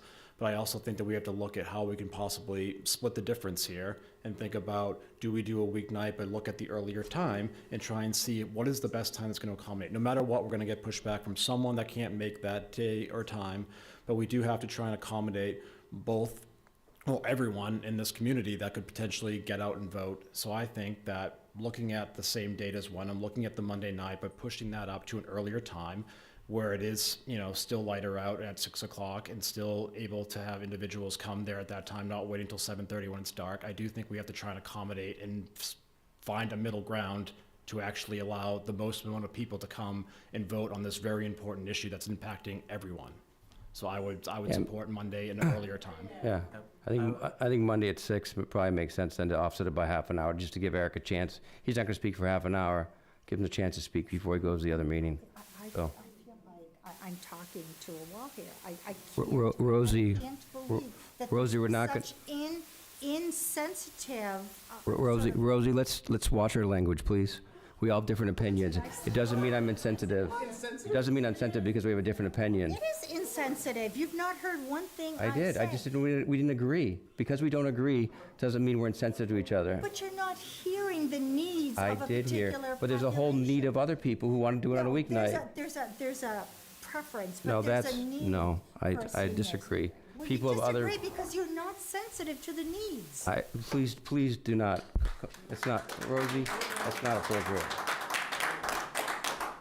Mr. Selectman, I might have some information that would help Rosie. I'm gonna open up for discussion. I'm gonna limit it to 1 minute per person because it's late right now. So please line up if you want to speak about the date and the time before we start debate. Please raise your hand if you want to speak to date and time. Okay, go ahead. Get up, please stand up and get in line if you want to speak date and time, just so we don't have a running log here. Most, and I think I remember all special town meetings are weeknights. And June 9th, Rosie, sunset is at 8:30 p.m. That doesn't change the fact that there are seniors who cannot drive in the evening. And I do think that our ATMs were changed to Saturday mornings because we had difficulty getting a quorum on Monday nights. Go ahead. This is a question not about date and time, but about the purpose of the vote and what can be on the warrant at this special meeting. could it be the case that the school committee could also ask its articles to be placed on that for a vote at the same time? They don't have any other articles. Okay, so a vote here would, in a sense, be a final vote bringing some closure, at least at this time, to the point of consolidation or no. Yeah, you can. Yeah, so, I mean, I wasn't part of the question and answer period before, but there is no way that if you had a special town meeting sometime between the 9th and the 14th, and it failed, that we would have time to get it on the warrant for this 26th meeting. It just, there's not enough time to do it. So I think the board's discussing having a special town meeting to address the citizen's petition, which is 2 questions. My expectation is they're going to open and close the warrant for that right here tonight. They'll pick a time, they'll say what it is. We already know what the questions are because they were on the petition. It'll be closed, there will be nothing else on this meeting. And the questions that are on this meeting, I do not know how you would get them onto the warrant for the 26th. There wouldn't be enough time. I just had a date and time. Yep. I just had a date and time. June 7th is the last day for intramural soccer for all children in the town of Hamilton, along with BOSOMA dance recitals, which if you're trying to say that you're going to make it even for all parents. A week sooner. Sorry, keep going. If you're going to try to say that you're going to open up to parents so that they can all equally vote, June 7th is one of the BOSOMA dance recital dates, along with the last day of intramural soccer. We could do it a week earlier, that's another option.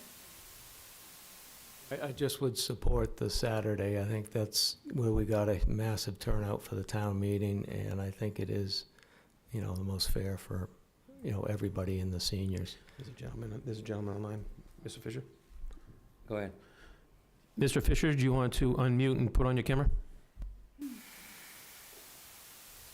Yes, I had a question for the board about which demographic is at a disadvantage if the vote is taken on a weeknight. If you want to make a statement or ask a question about your preference, that's fine, but we're not going to try and answer that question tonight. Well, what's he think? Yeah, what do you think? Is that a question for me? Yeah. Yes. Yes. It seems to me that the folks who show up on Saturday can cover a broad spectrum of age and ability, whereas I think that Rosie is right, that on a weeknight you are intentionally excluding folks from the older part of the spectrum. Go ahead. All set? Yeah. I'd like to expand upon what I think Ben asked, if Wenham's closed or not. I mean, there could be a request from you guys with this issue, right? You are 100% changing the demographics of the vote. Whether it's intentional or not, you're doing that by putting it on a weeknight or even a weekend after 4 p.m. It should be apples to apples. Saturday morning, same kind of, again, I understand there's parents that have soccer practice, whatnot, and I understand it's not convenient to leave your child with your soccer coach, but you have options there. The older folks don't have options to get here that late at nighttime. Please, no comments. Go on. So You had your opportunity to come up. You have a talk. date and I just time. want the acknowledgement that Excuse me. Hold on. No comments, please. Folks, Please. if you have a date Be and time opinion, please come up and let us know what it is. So 2 things. I'd like to see if maybe the select board can make a request or an inquiry into Wenham to say, can you move it to the 7th? Is that a possibility because of the challenge of the entire gamut of demographics showing up on a weeknight? And 2, I'd like you to acknowledge the fact that if you put it on a weeknight or a weekend after 4 p.m., you 100% change the demographics. And you know what that outcome is. It's not fair.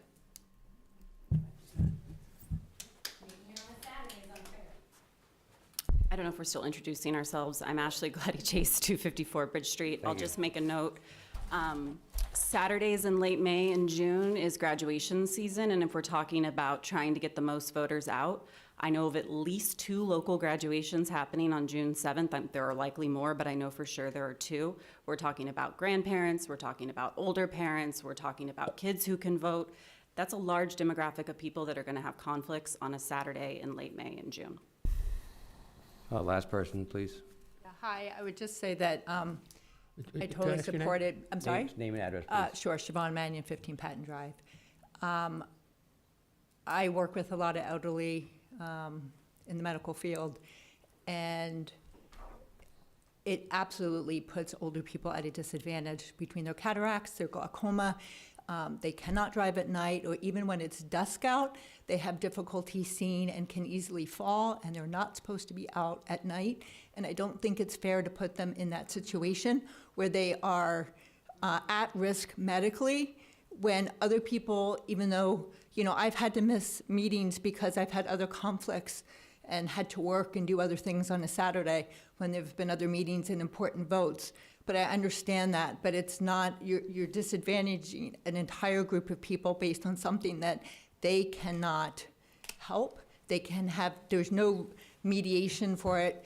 Even if you drive them, they still can't see to walk properly. And I just don't think it's right. All right, so, I have a question. Joe, so we've heard. can I ask we've a heard- question? Sure. Yeah, go ahead. Joe, and I don't know, like, this is it's a procedural question, I suppose, but they've already kind of opened up their special town meeting for June 9th. You know, how would they even go about moving it at this point in time? Is that even feasible? Well, why do they need to, I guess, I is think the it- question. Because they're changing the demographic too, so we want to, Well, then, but that's their issue. We're No, I know, but- trying to. Well, we're all in this together, Rosie. I don't know why we don't do more together. This is a school district question. We're all in it together, right? But it's a town vote. It's. I think For a it's school agreed. district I mean, project. so- and- It's like- I would just say, I think that, you know, if the board wanted to ask through me, I could ask I already discussed with them the timing of and it didn't seem like they were gonna be inclined to move the time. So moving the date, I don't think is gonna get there any further, but I can ask. I'm happy to ask. So, we sort of have to come up with something tonight. So, and we can go down the road. Sounds like here, there's, but can we my just say what the opinion- two options are? It sounds like what I'm hearing, right? Okay. And it sounds like one option is during the day on June 7th. Saturday, you're saying? Saturday. Yeah, Saturday during the daytime, June 7th. The other option that we're discussing, it sounds like, is maybe moving it up and doing it around 6 o'clock on Monday, June 9th. Correct. That those are the kind of the two options that we've sort of honed in on here. Right? Correct. Okay. I just wanted to just, Yeah, like, no. so that's what we're trying to now deliberate and then decide on. Right. Just Tosh Blake, Sagamore Street. Just one point to respond to Ben. I believe our town meetings, respectively, in each town were not identically at the same time. So conceivably, since Hamilton had our town's votes on mutual issues like school voting offset, presumably our vote could have affected or not Wenham. So I think your point is moot. In other words, people could easily get the word out that what the vote went one way, and we didn't say, well, Wenham's vote's invalid because it was held at, I believe, at noon, whereas our meeting started at 9 o'clock or so. So I don't think that's really, there's no sort of like scientific way to say there's going to be an influence whether the dates are offset. Am I correct? I can clarify, Tosh. My main thought of holding on the same day, and also like the advantage of holding on at the same time, is that our town exists in kind of a media ecosystem where if you say this is the day that we're voting on this issue at this time, it keeps it really clear and clean and simple amongst the entire community about what's happening and when.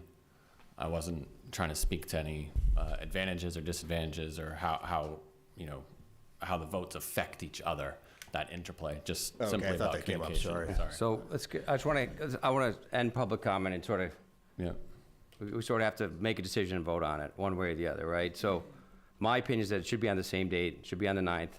I think it's 6 o'clock on the 9th is going to give everybody in town the most ability, whatever demographic, the most ability to get there and to vote under one message on one time.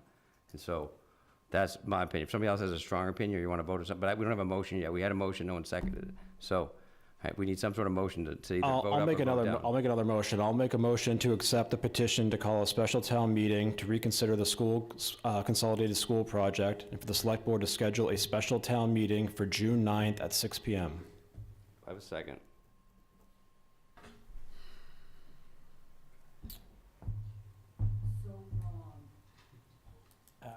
Sounds like you don't.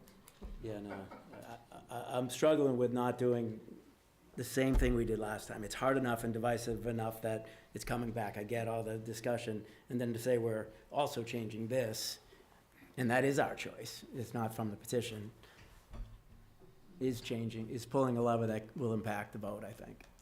And Since we don't have a second, can we make another motion, Mr. Chair?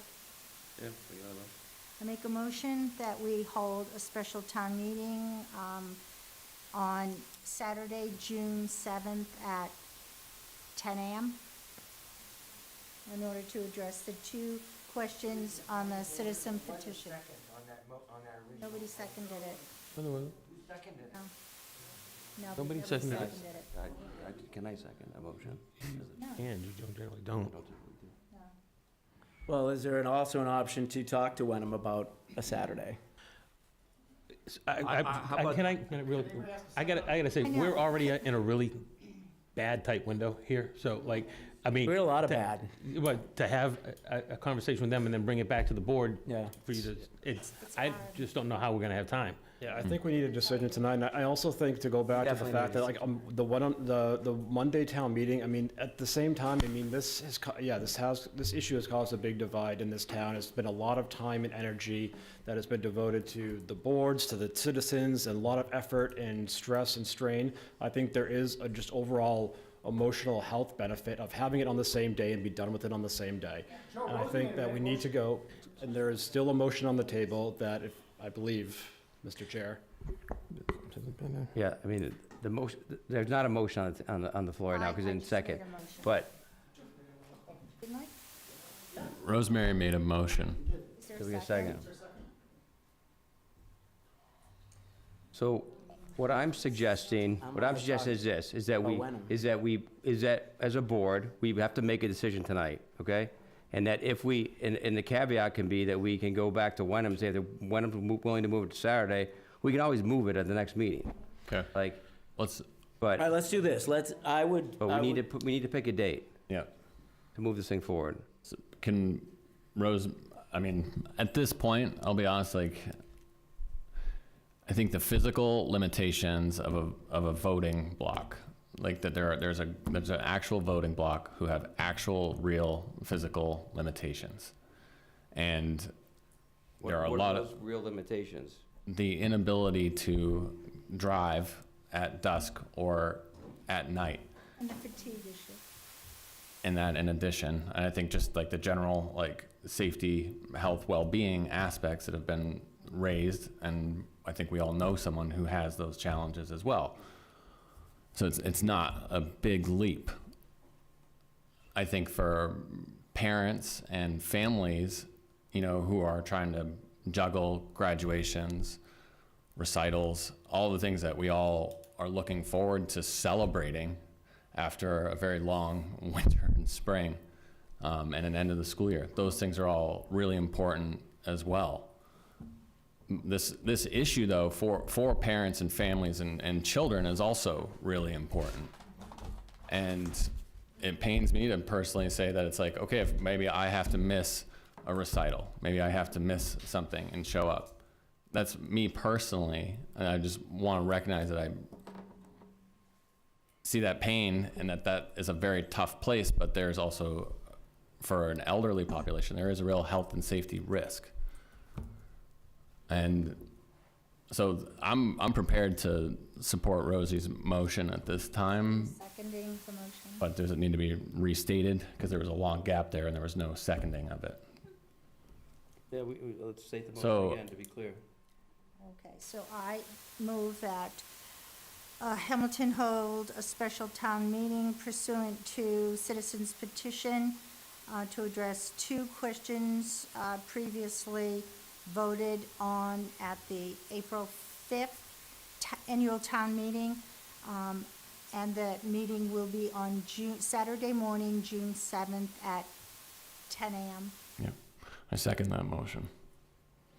All right, so further discussion. So I'll start with that. So we have not run this date by any of our infrastructure right now to see what's available at that time. Right. I will not be around at that time. So I have many other commitments that make it unable for me to come on that Saturday. So a lot of people are gonna have things that are unable to come, so, a Monday night, 6 o'clock seemed like during the week when most people were free and available, so not in the middle of a Saturday during graduation, end of the year. I have a graduate, so, I just don't think that, and once again, it's like I said, every town meeting was at night for many, many years in this town, and we had one a couple years ago that was very successful, so I in terms of supporting the motion, I can support it, one, because logistically, we have not figured out if it's even possible. Do we want Two, I think it's, So yeah. are we at the Have point on then to same put day, it I think to, it's a big mistake, so that's my opinion. Okay, so should we vote? No, any other discussion? Well, like I told you, I'm not around on the 9th, so either way, I'm not here, I'm out of town, so I wouldn't be there on Monday. Well, we're So I gonna think have- it's gonna be the same across the board.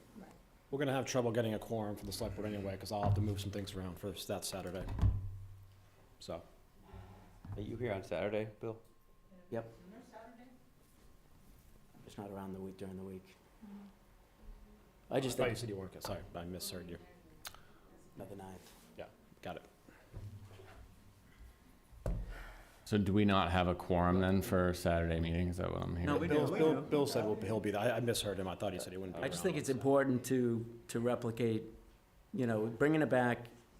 I'm supportive of that. I want to do that.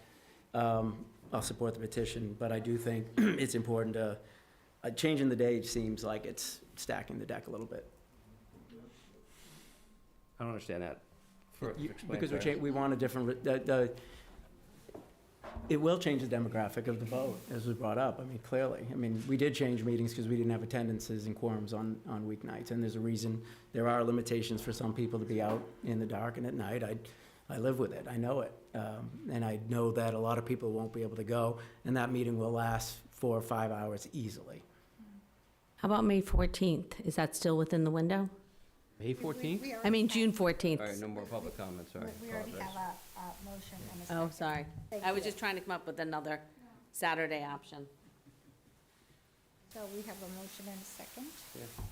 Any other discussion? No, I support a Saturday, whatever it might be. If the infrastructure doesn't work, then we'll call a meeting right away to do something, but I feel comfortable with a Saturday. So those in favor, say aye. Aye. Aye. So, did you vote? Aye, yeah. Okay, so 4. 4 to 1 in 4-0. favor? Okay. I'm abstaining because I can't be here. All right. Could I ask for you to open the meeting, open the warrant for that special town meeting to place these 2 items from the petition onto the warrant as the Yes, 2 can I have a questions? motion to And open then, the warrant for, I move that we open the warrant for June 7th at 10 a.m. Second? okay, any further discussion? All those in favor, say aye. Aye.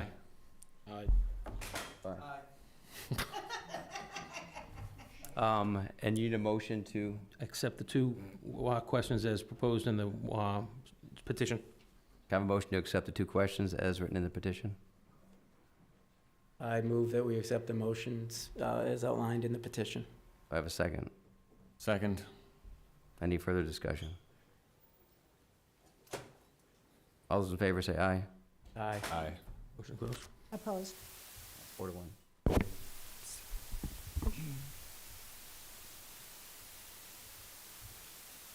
Motion closed. Dennis? Let me just,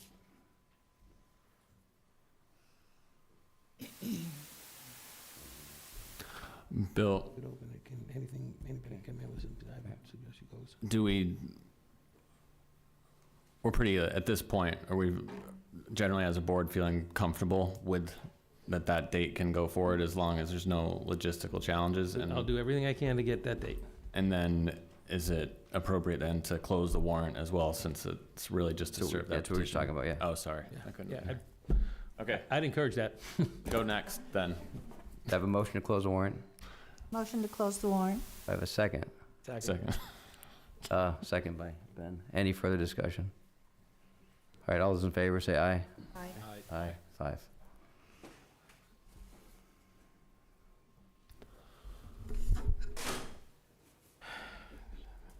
All right, I'll have a STM calendar and, for this meeting and the June 26th together, so you'll be able to see everything between now and the end of June for your next meeting. Unless we don't have a room to run it in, but I think we'll be okay. All right. Want to move on to the next items? Do I have a motion to approve the use of cemetery perpetual care funds for annual grub treatment at Hamilton Cemetery? So moved. Do I have a second? Second. Any further discussion? They've done a great job. No more grubs. No more grubs. Save the grubs. You're out. All those in favor, say aye. Aye. Aye. I'm gonna table the select board's late liaison roles, but give me your, we'll do that through emails and feedback, and then we need to talk about. Should we fill out this sheet? Yeah, fill out and that pick sheet a with your top three, or- yeah, okay. the number it in order of priority. Okay.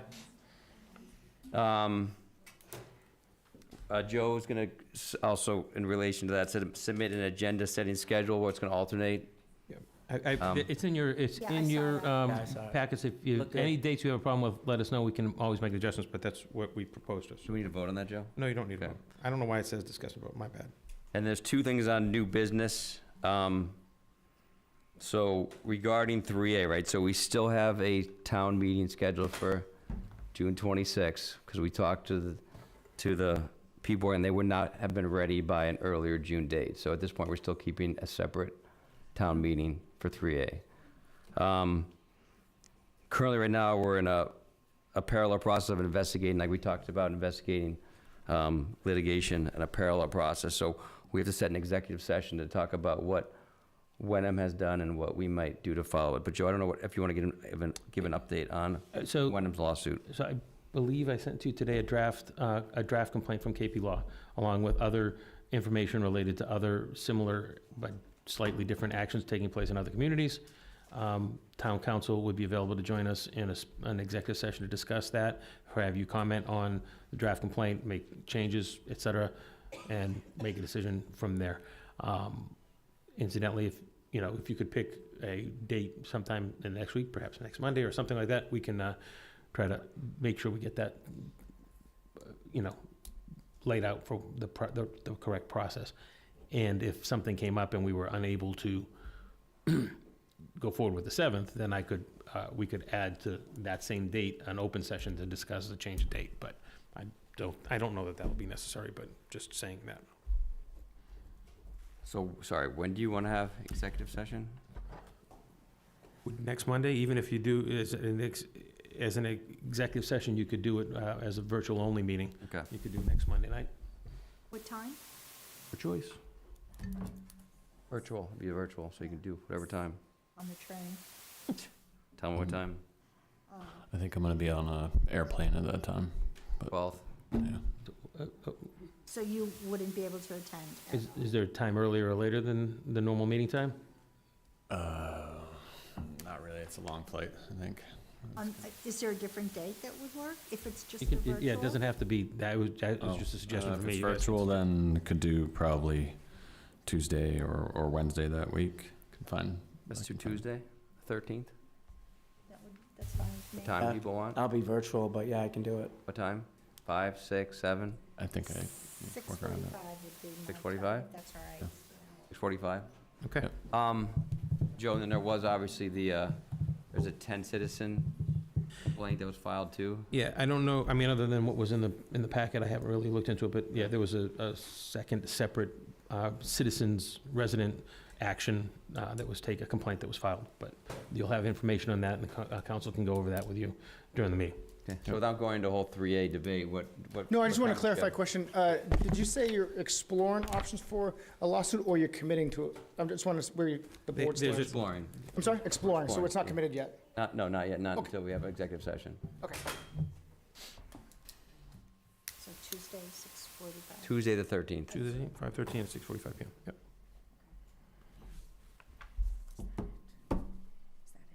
We could keep going, Rosemary. I don't know if I could. Do I hear something? Oh, yes, I'd like to make a motion to adjourn. I have a second? Second. Any further discussion? Hell no. All those in favor, say aye. Bye. All right, thank you, everyone. Really appreciate Thank you, everyone. the conversation.